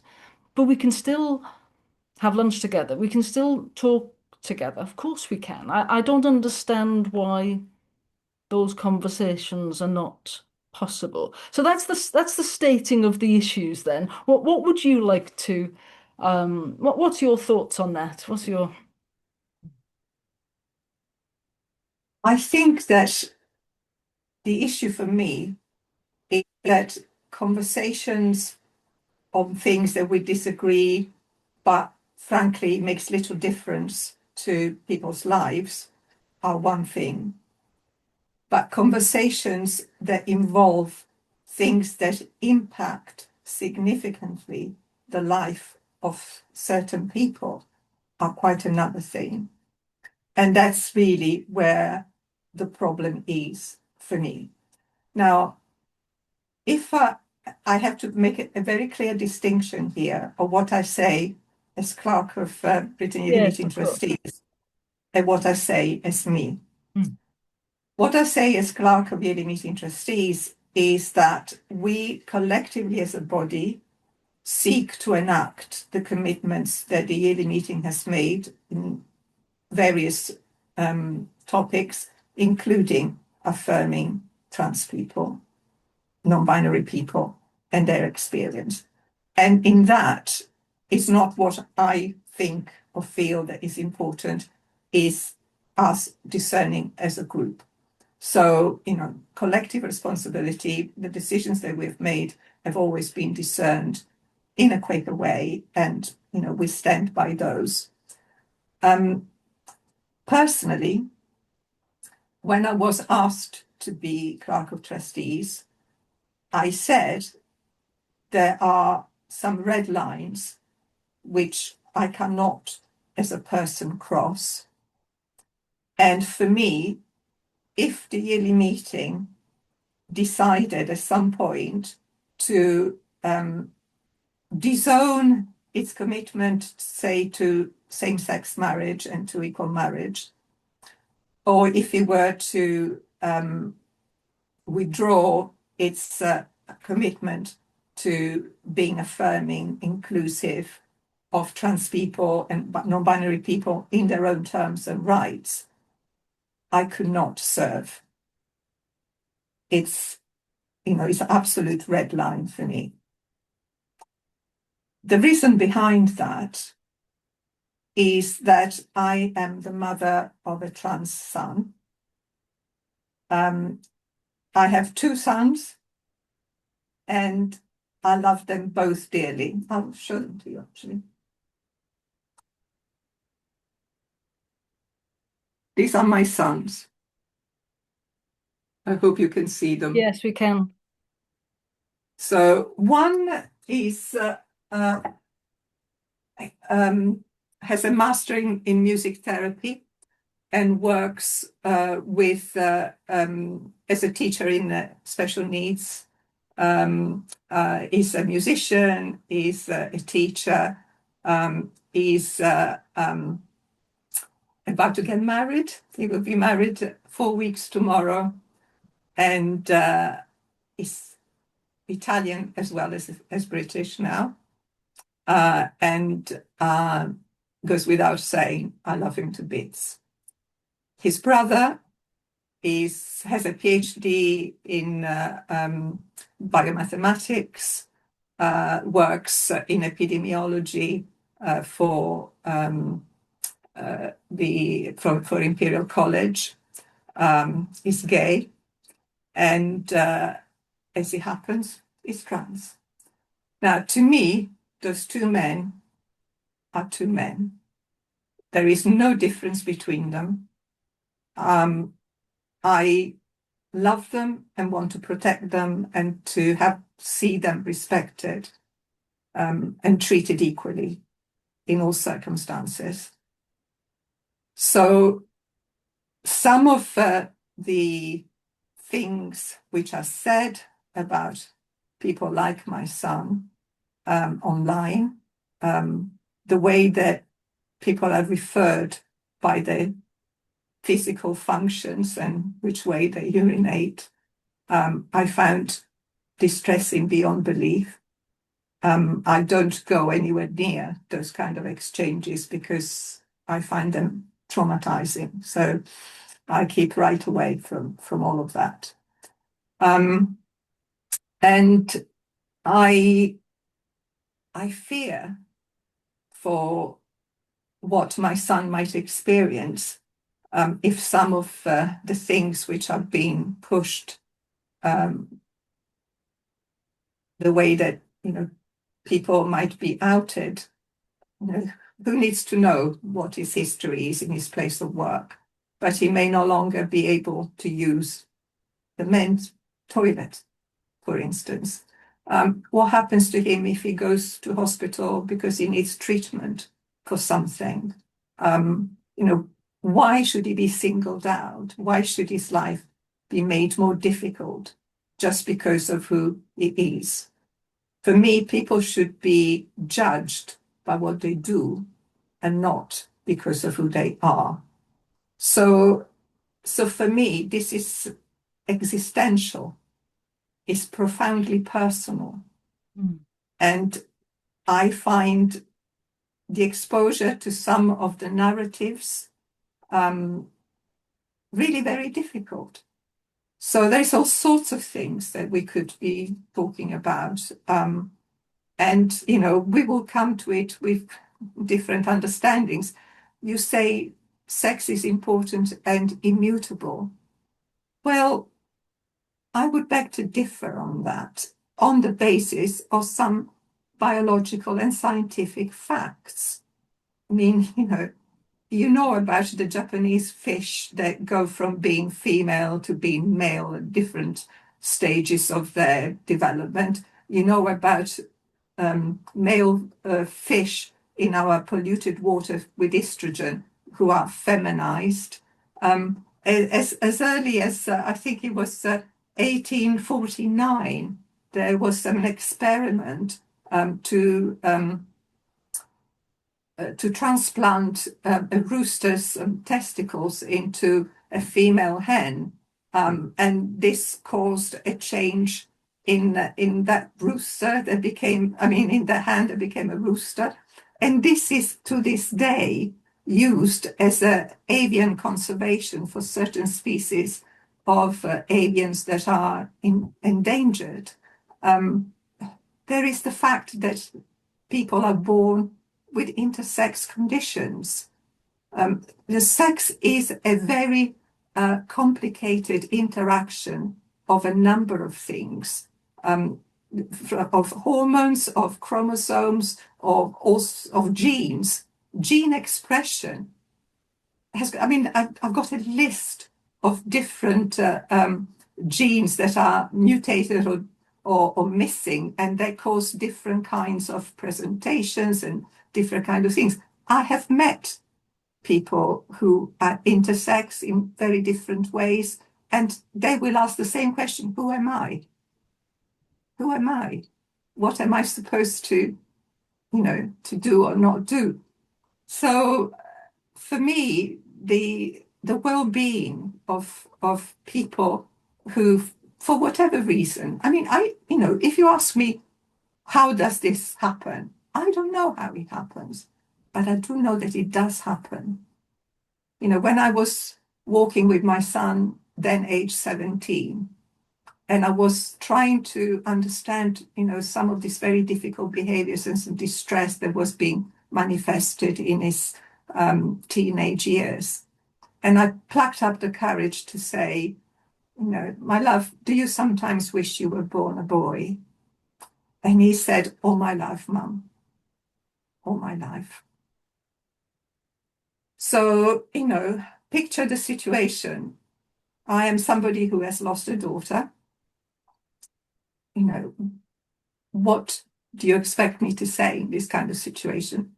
So I said, well, okay, I'm very ignorant of these matters, but I will walk with you. That's the only thing I can say. I will walk with you. Sometimes I will ask stupid questions. Sometimes, bear with me, but I'll be by your side.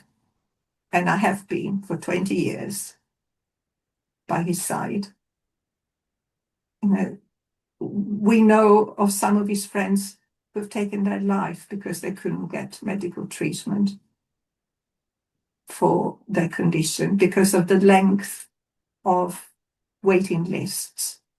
Now, I prayed that I had known about hormone blockers when he was 13, but we didn't, because puberty is very, very traumatic for a trans boy or a trans girl, for that matter, because the changes that happen are also irreversible and they cause a great deal of distress. And yet, if you look on the website of the NHS now, they will tell you that hormone blockers are perfectly safe to use for precocious puberty. So girls of as young as 7 or 8 have been given hormone blockers to stop them from becoming, to get into puberty at too young an age. And he says it's perfectly safe. And then when you stop it, it will carry on as it should be. So, you know, there are so many things we could talk about on this, which, you know, at the end of the day, even if what you say is true and all the biological evidence that I've mentioned to you can be dismissed, the fact remains that my son is a man and I need to know nothing else, and that his life is worth as it is. So if there is a younger person who sort of, I do not think that is a better outcome for somebody to remain in the sex that they were born with, if they were born in their sex, than being a trans person. Being a trans person, like being a gay person, is not second best. It's just one of life miraculous diversity. And this is what I would wish was recognized. This is what I wish was affirmed by us as Quakers, independently of what, we may have doubts, we may be, I have a particular dislike of tattoos. I don't like to see people covered in tattoos, but it's their privilege. That's irreversible as well. I wonder whether, when they're 70 like me and the skin is beginning to look sort of all horrible, what those tattoos will look like. But, would I deny them medical treatment because they've chosen to have their tattoos? I wouldn't. I would say, I don't have to have a tattoo because I don't want one. If you want to have one, have one. Mm. Do you see where I'm coming from on Well, this? of course. I mean, well, the first thing I'd like to say is obviously that your role as a mother is to support your children. And, we've heard a lot from you about that. And we can see your deep commitment to your children, and that's as it should be. So well done you. I've got no issue with that at all. You have to support your children as you see fit. And none of the things that you've said in terms of your beliefs about this whole issue are new to me. That, I've heard them for the last 10, 20 years. And I suppose my own personal experience is that if I had been 20 years younger, I would be going through the same thing, and I would be medically different from how I am now. And in a spiritual sense, that is, to me, I want to affirm everyone as I would myself, that I am made in the image of God and I'm beautiful just as I am. Even though in my head, it's hard to believe, but I still think I am a man in my head. And that happens even though I know perfectly well that I'm female, and I've come to terms with it. Um, so I do understand these issues deeply, and I think there are alternative ways out of that particular mental distress. And I do think there are alternative ways out of that distress because I'm living proof of that. Um, I could argue I live as a man. I have a wife, I have a job, I'm a breadwinner. I do the driving. Um, so it all seems it seems a strange thing to me. So for me, in a Quaker spiritual sense, affirming people is about you are a child of God. You are beautiful and perfect just as you are, and it does not require the profiteering of the pharmaceutical industries, And one of the things that I'll tell you a little story about, which is I found profoundly shocking. Um, it was when I was on Quaker Life Central Committee and we were still in Friend's house.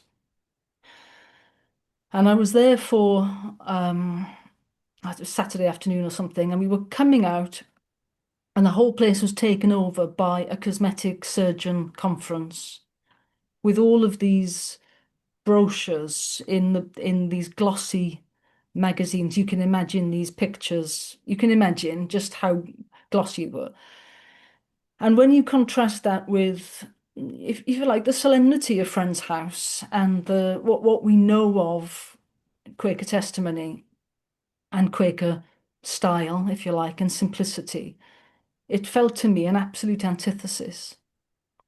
And it was heartbreaking and shocking to me that Quakers would be hosting a cosmetic surgery conference. It was the doctors or something. I forget exactly what the organization was.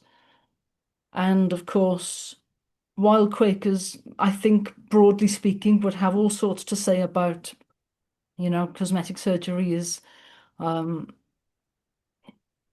is something that is really a form of vanity, um, and that there are other ways to deal with our I don't know, lack, shall we say, our unhappiness.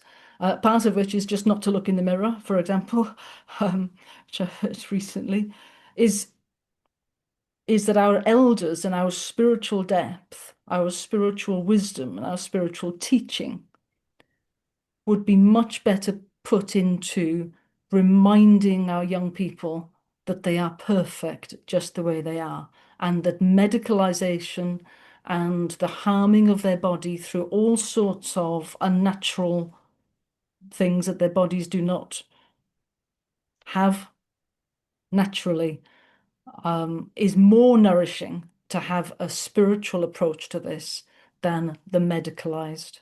So that's my experience. And I suppose one of the things that I wanted to say was you and I come from this with different life experiences.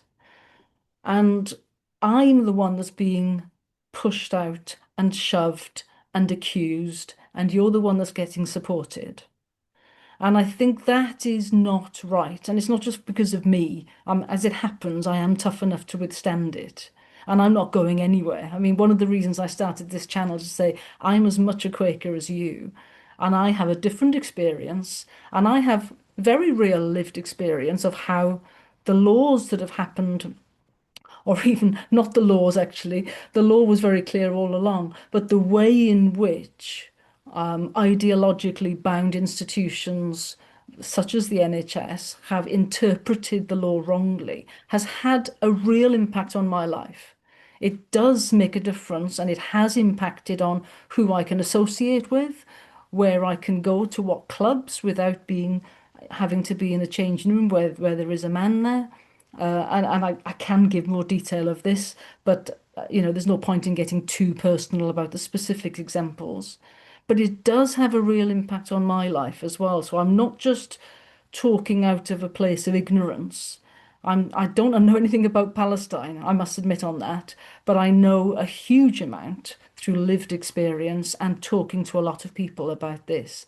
And I don't want to diminish your experience. I don't want to judge any of the decisions that any of you or your family have made.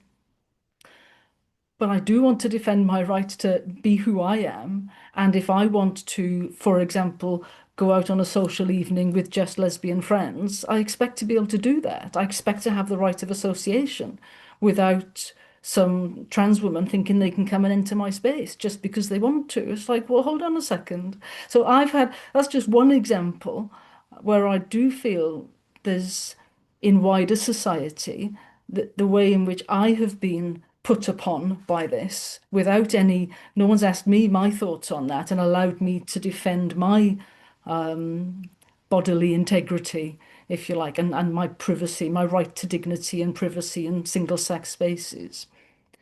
So what I hope is that in terms of Quaker worship space and Quaker community space, that people with my views on the matter are as respected and as listened to and loved and included as people who've got your viewpoints. And that's really what I'm trying to do, is to say, look, let's just come together and just hang out together and get to know each other. And yes, we disagree.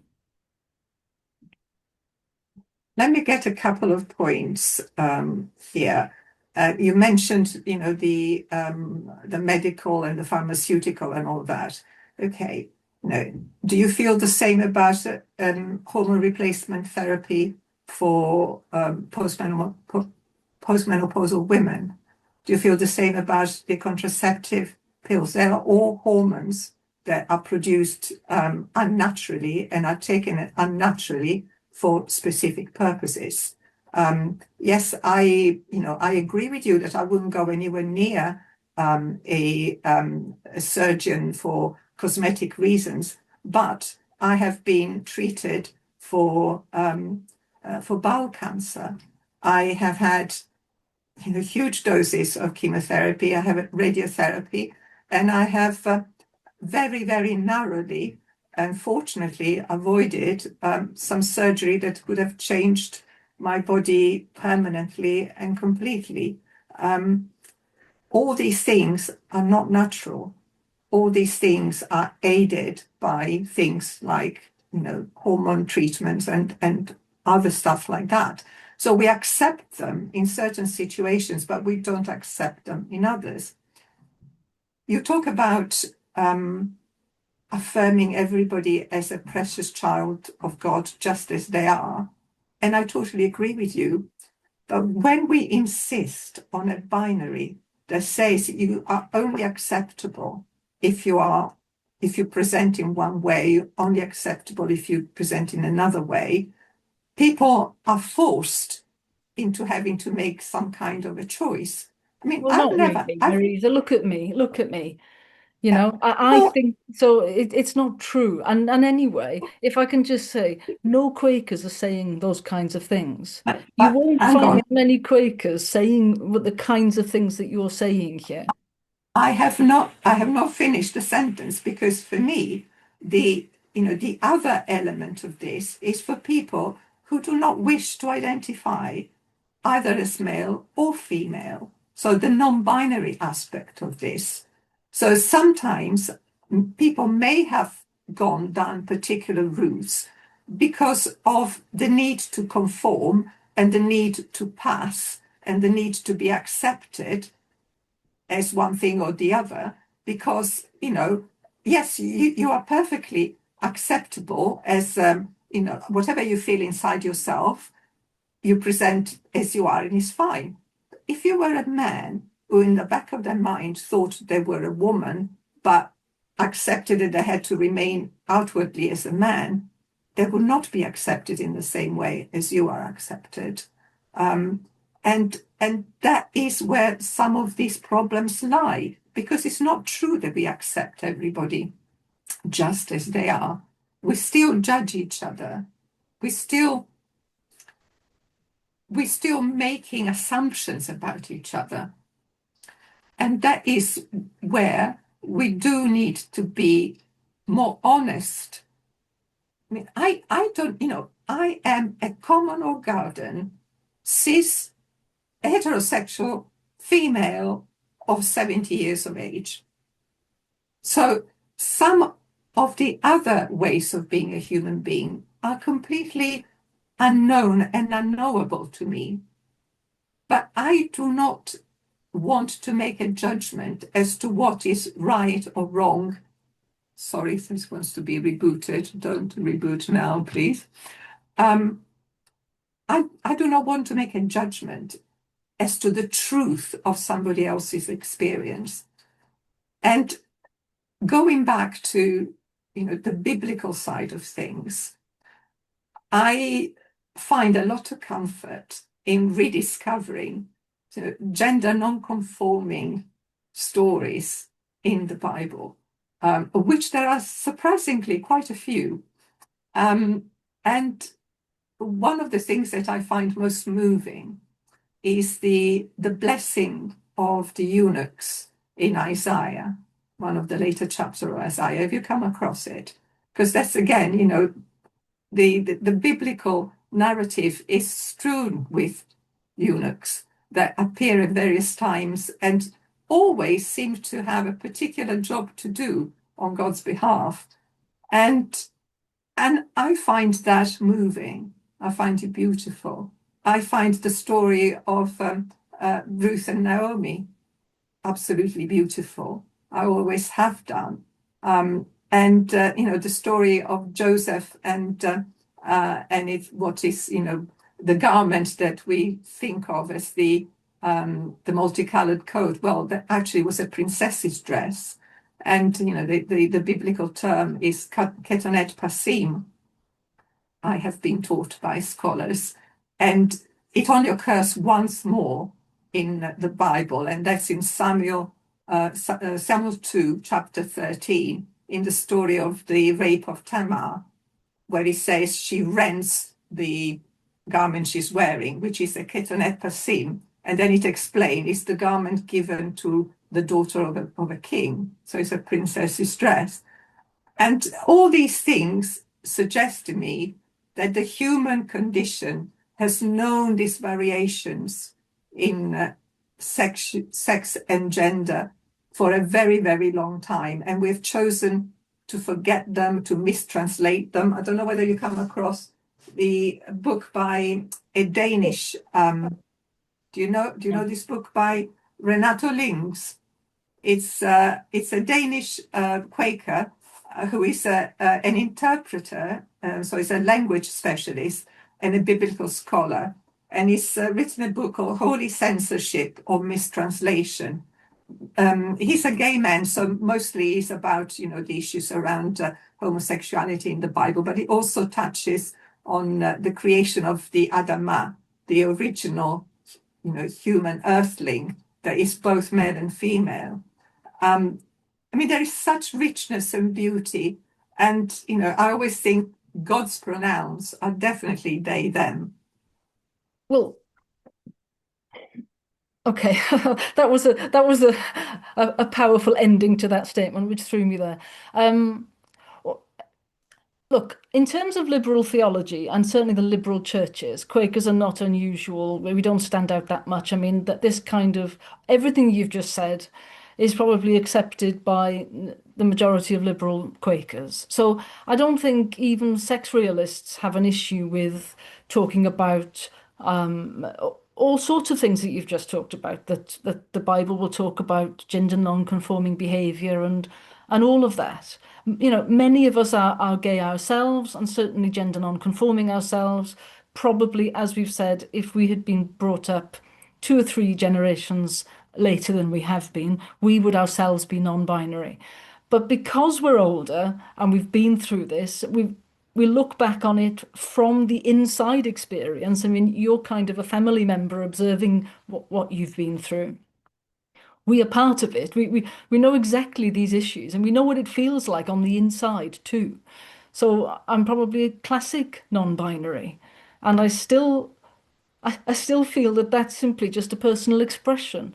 Now, when it comes to judgment, judging other people, in a Quaker context, all we're doing is eating together. We're in the same meeting house, we're worshipping together. We're not making laws, are we?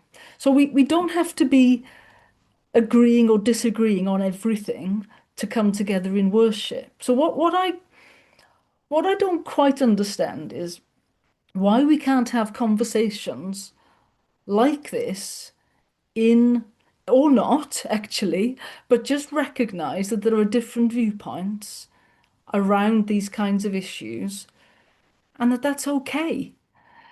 So if, for example, I was a 20-year-old today and I was non-binary, and I came across myself as a 54-year-old, and I said, well, I've outgrown all that, quite honestly. Um, that's interesting, isn't it? That's interesting. Absolutely. Because one of the when you were speaking just now, it's as if you're talking to a kind of an evangelical wing or a conservative wing, but we're all liberal Quakers. So you're setting up things about what perhaps you think I believe, when that's clearly not what I do believe, because I'm living in a same-sex relationship. I always have. Like, you see what I mean? Yeah, I know all of that, and I totally agree. But because I'm also the clerk of trustees who received a lot of disquiet when we had to make decisions about, the toilets, for instance, and that is where we begin to say, okay, it's fine to have conversations, but then there are some practicalities and some things that have to be done and decisions that have to be made. And that's where, Yes. things start to get more Well, it difficult. does. And the toilet at a friend's house is perhaps the most thorny issue, really, perhaps. Yeah. Well, maybe the single specs accommodation arrangements for young people or something like that is perhaps those are the two issues from what I can see where it impacts on Quaker community. And I suppose you see, I don't think we should get into the details of that just now, because that's been talked about enough, and ultimately you have responsibility for it. Um, but I suppose that the point that I would like to make is that outside of Quakers, the way in which ideologically bound organizations have made decisions have impacted on my life. And I feel that it's okay for me to just talk about that.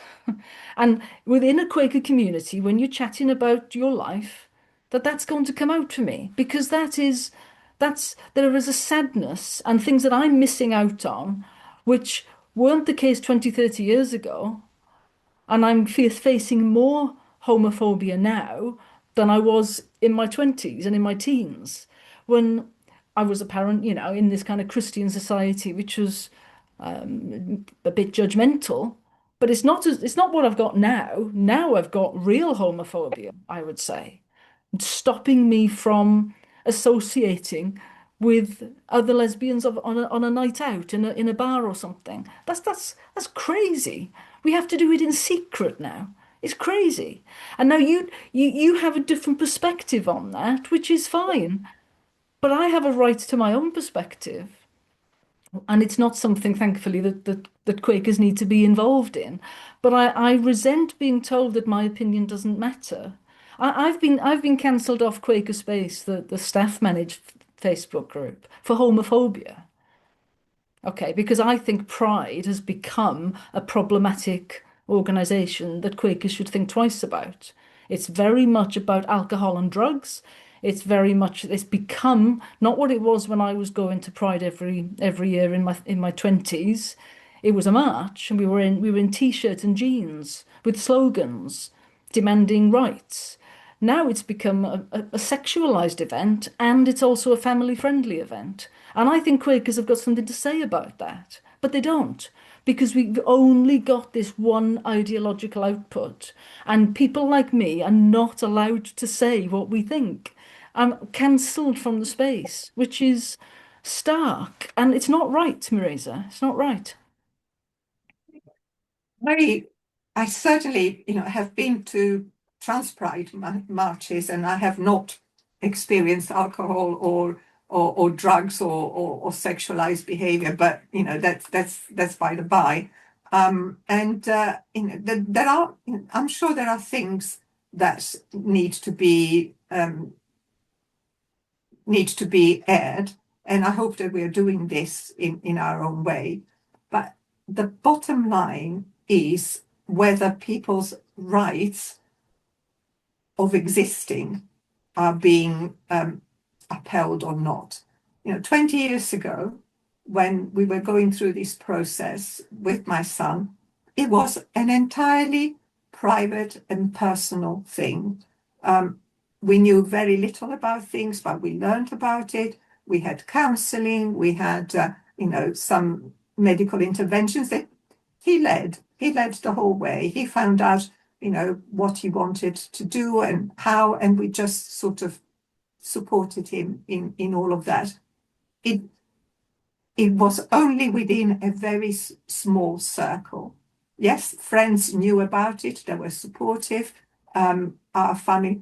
These days, there is this spotlight upon people, and it makes There's a good everything reason for that that, much though, isn't harder. there? There's a very good reason for that. What is the reason? Why is it anybody else's Be- business what goes on in well, somebody's personal well, life? I tell you, what my view is that if there hadn't been such an extreme push to remove all boundaries and safeguarding for women who want single-sex spaces and single-sex services, then you wouldn't have had this issue. You wouldn't have had such a pushback.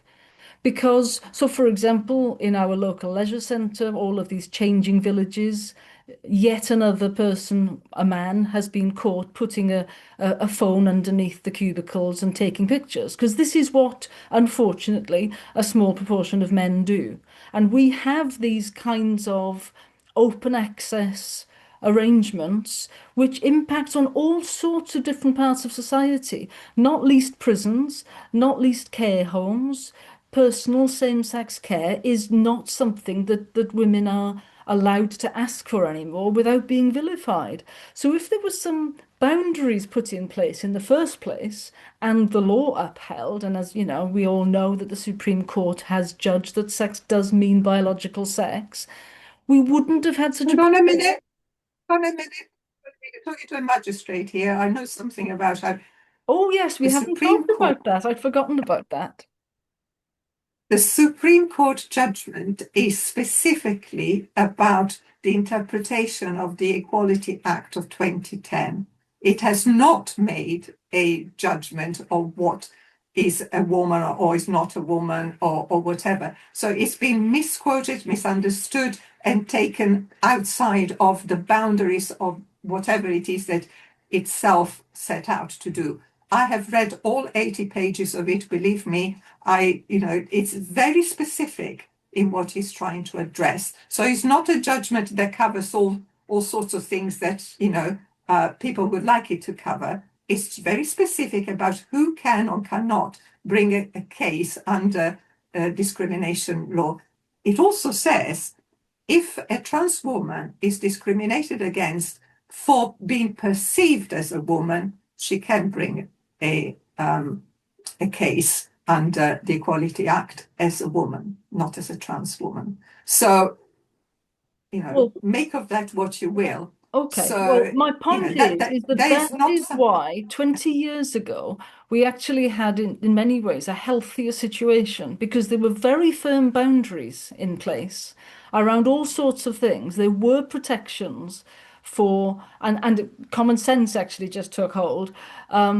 And that because that's all gone away, we're suddenly in a position now, well, yes, there is a spotlight, especially on men who want to become women, especially that, because no matter why?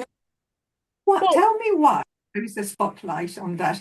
I mean, you just well, just tell me why. well, let's just say, I mean, I think it's all a matter of boundaries. So if something, um, if, for example, a man decides and informs the workplace that he now wants to be seen as a woman, then a process will start. And on day one, that means that there are certain rights, perhaps, or Yes. and I have a Yeah. problem with that. I do not want to have intimate care or searching or whatever. I mean, unfortunately, sometimes when you go for a gynecological exam, you do have a male doctor. And I have actually found that quite traumatizing. It's awful. And if at all there's a choice, then it's only tragic that we don't have more female gynecologists, that you sometimes feel you don't have a choice. And it all depends very carefully on how that is all managed. Now, you might not have a problem with that, but I do. When I go sailing, I don't want to strip off all of my clothes and get out of a wetsuit and into the shower when there's a man there. Now, you might say, oh, well, that's person, when they're fully dressed, you can see that it's a woman. It's like, well, I can tell the difference and you can't make the choice for me.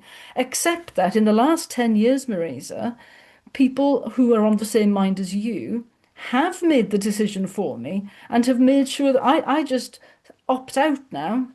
I don't go sailing anymore. I just don't go there. As I'm sure a huge number of women just opt out of things because they don't want to go there. And it's so that's the situation we're in. And that's why, I mean, I think trans men probably don't get as much, for obvious reasons, they don't get as much scrutiny because there is no danger to men.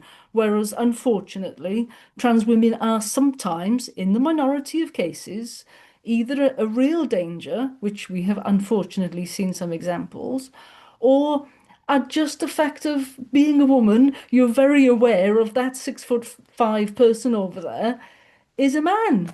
And that I don't like that. I don't want to be in intimate settings. Now, I don't want to change Okay. your mind. I don't want to change your mind, but what I want to be is able to protect my own life and my own space. If that 6'5" trans woman had been allowed pre-puberty to have puberty blockers and then decided to become trans at that point, they would not be 6'5". They would not have acquired all the male characteristics, and they would be able to be much less of a visible threat to you or anybody else. The fact that that is being removed as a possibility for them is what is going to cause a great deal more of this kind of situation and this kind of issue. And, just in terms of, who is a danger to whom? Any human being can be a predator of another human being. And that needs to be stamped wherever we find it. It is very true that men are, by and large, responsible for a lot more violence, particularly against women. But it's not Well, I work in a men's 100%. prison, so I know exactly what you're talking about. But Yeah. I mean, one of the So, things, go on, go on. yeah, I just wanted to say just a couple of things.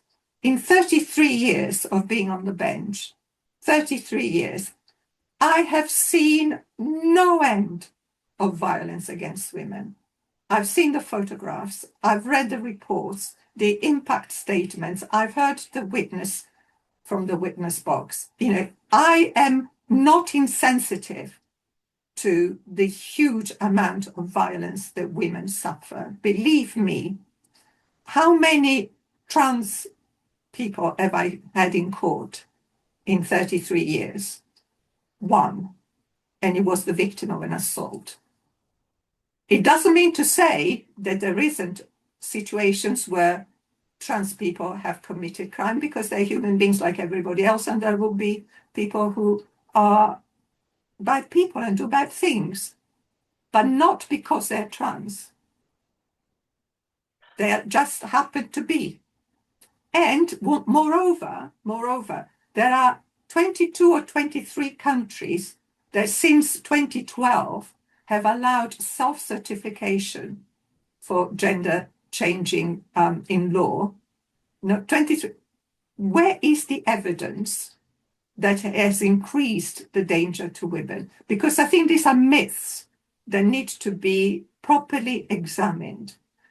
Well, All individual cases of violence need to be stamped upon, absolutely, but not tarring everybody with the same brush when there is absolutely no evidence for it.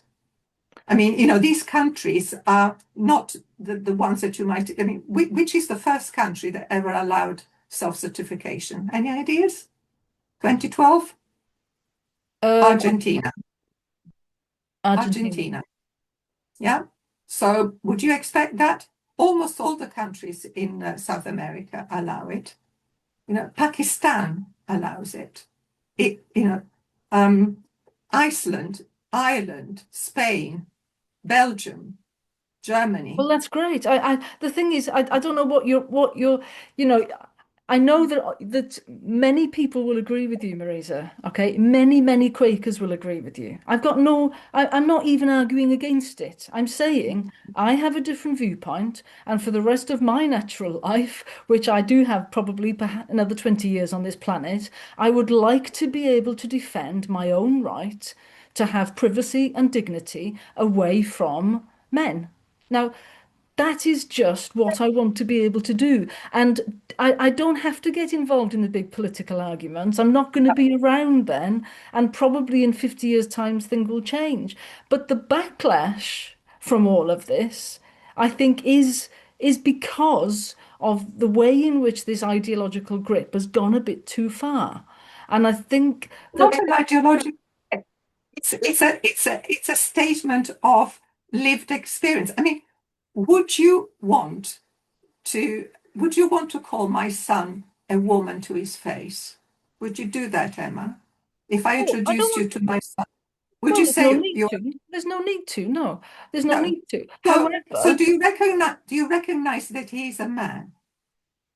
I don't know.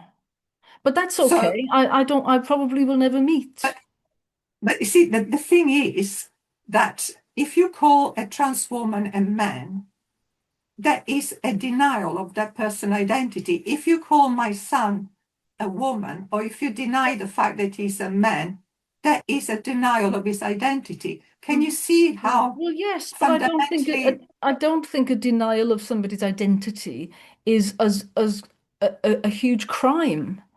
I think it's a disagreement. You might even what say it's would disrespectful. And I'm saying that I wouldn't necessarily do that if I didn't have a reason to do it. But there's how more would you reason to feel? do it. For example, as I've just said in my sailing club, which I've left, because Yeah. there's a man going into the women's changing rooms. Now,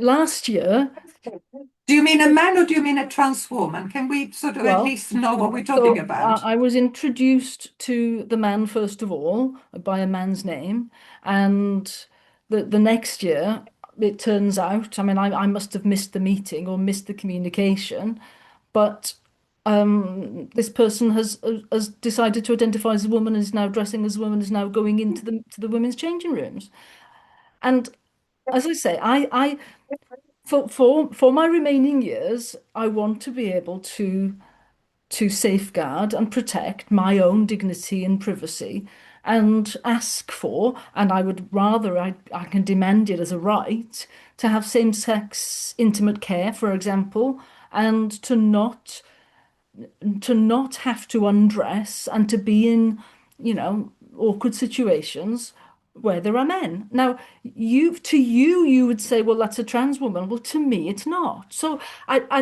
it's all very well what you believe. I'm not trying to change what you believe. I'm not going It is around not a saying, belief. It's not a see, it's not mine is not a belief. It's of a truth. You see, that's where we are really coming across the absolute nub of the matter. Because when I hear you okay, refer to a let's talk trans about woman, truth then. What's your yeah, definition of truth? my definition of truth is the reality. It's not it's not an intellectual assertion. It's what I can So when in I look at a what man, I can I experience. can tell that they're a man. So that's the reality, isn't it? That's the truth. And we're not going to agree on that, Marisa, but I don't We are think we not need good. No, to agree. What I'm saying is I respect your family's right. I don't campaign to stop adults from being able to choose that kind of surgery that you've just described.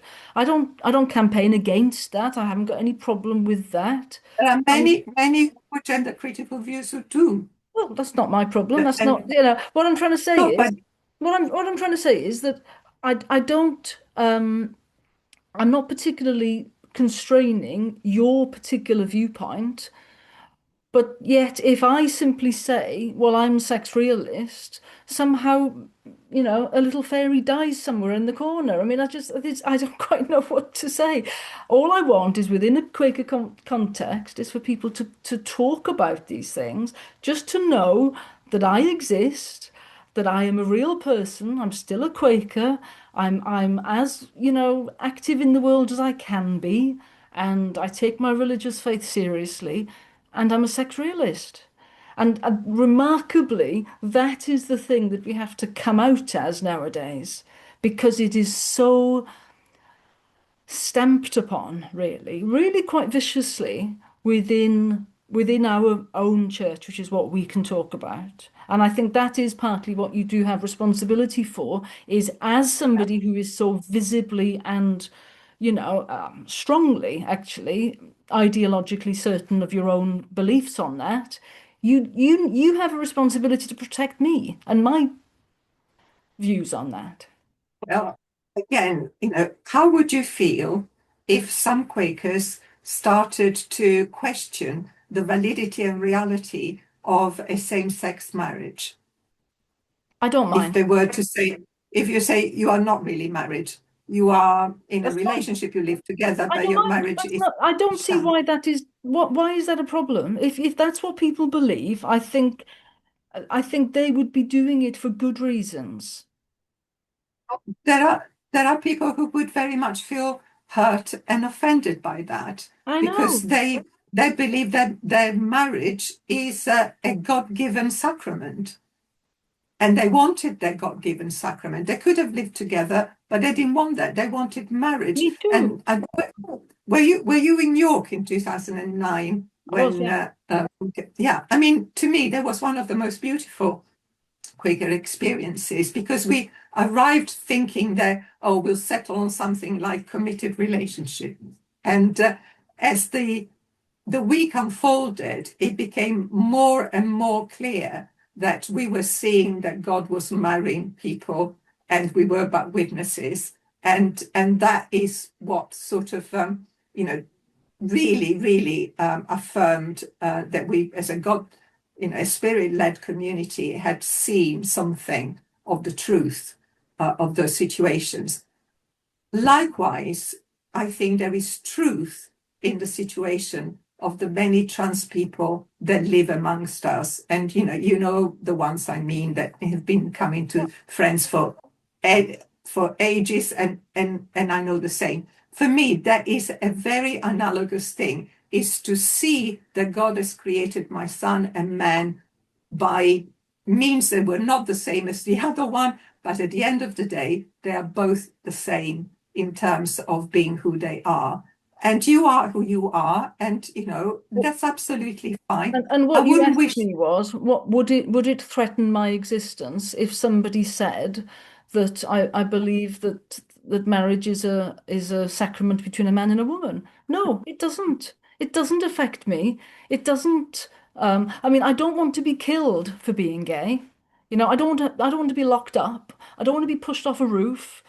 There are certain things that I don't want being thought of as, well, that's not, it's not as ideal as being in a straight couple. I kind of get that. I get that people would think that. I understand that people would say, well, we're better off, strengthening society and strengthening communities by having a marriage between a man and a woman. If they genuinely thought that was that's their viewpoint, it doesn't threaten me. Now, if they then take it further and they say we're going to persecute and kill all the gay people, well, obviously, yes, please protect me from that.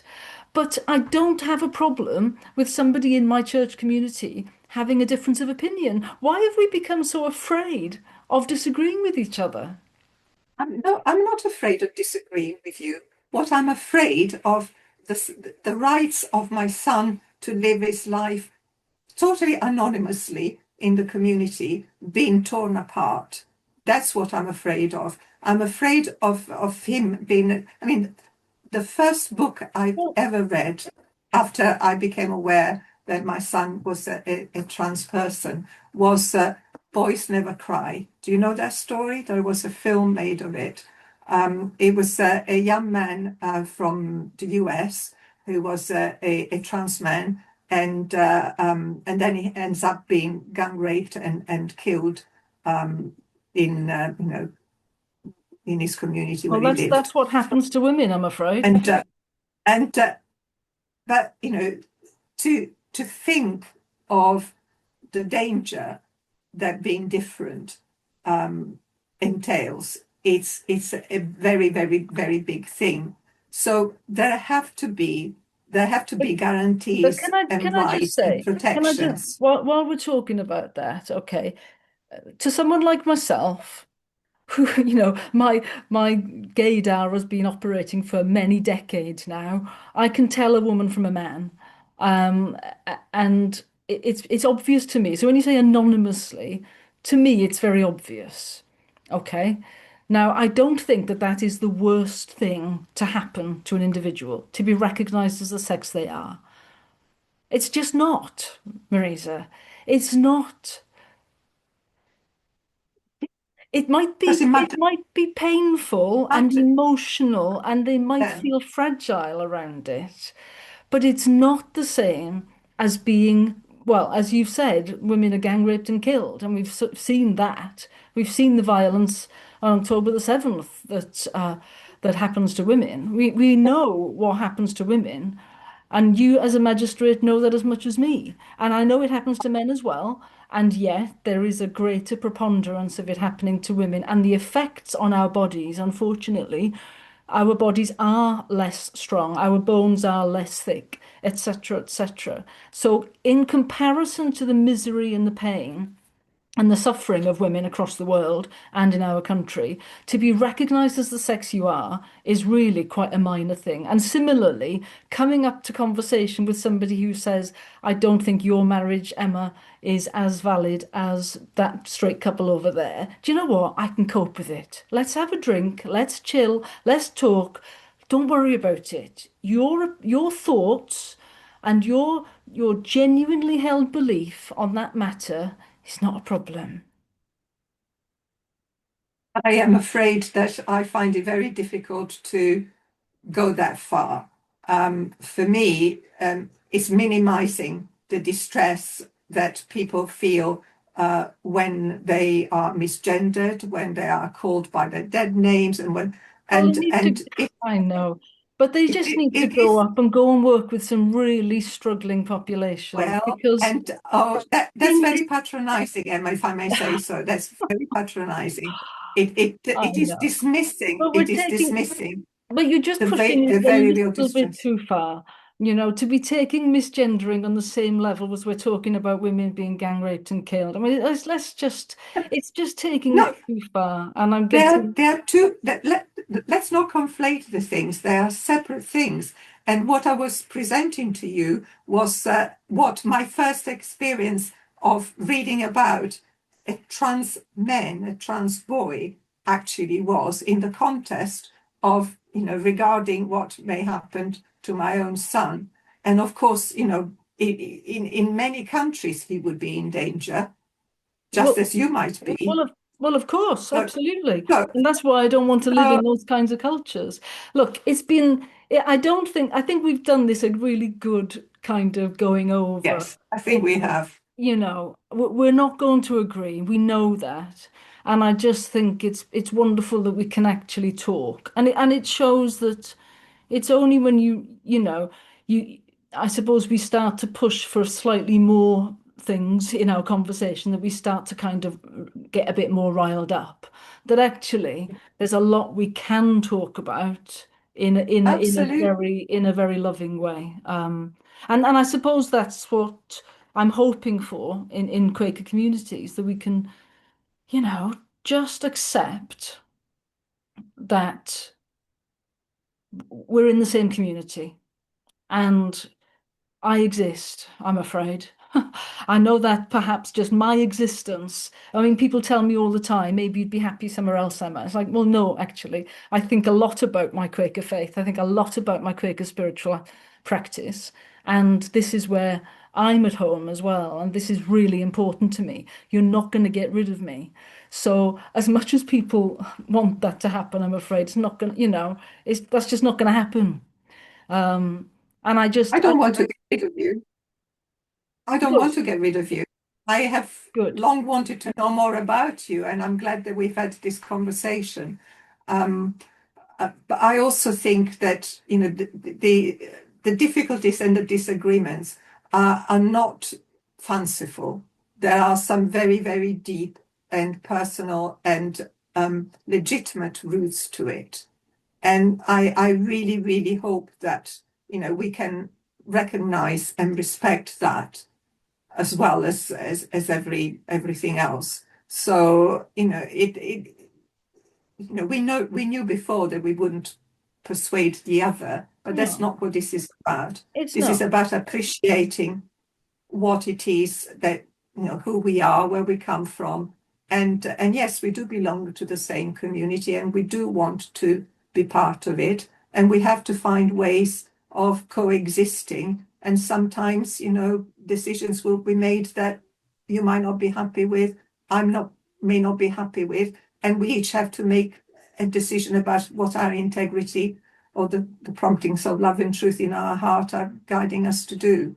Yeah. That is really what Absolutely. And I thought the of yearly life. meeting did a reasonably good job of airing some of these things, of not letting these conflicts deepen into deep rifts, And whatever's happening in the background with conversations, we could see in some of the ministry that there was some sense of reflections of things that had happened. So I think we're on the right path. And I just hope, as I mentioned in my introduction to this section, is I just hope that there is a willingness to maybe just eat together, This notion of commensality, which I heard from a friend, commensality, eating together, being together, not even talking about this issue perhaps. But Quaker Rainbow and Sex Matters to Quakers should have a meal together. Just chill out. Let's not even talk about sex and gender. Let's talk about the quality of the food and the ambience and the music and the view. You know, just relax in community and recognize our common humanity. I mean, that for me is what the spiritual life is, to put God at the top, not anything else, you know. I put God at the center rather than the top. At the But center, okay, okay. okay. Well, thank you very much, Emma.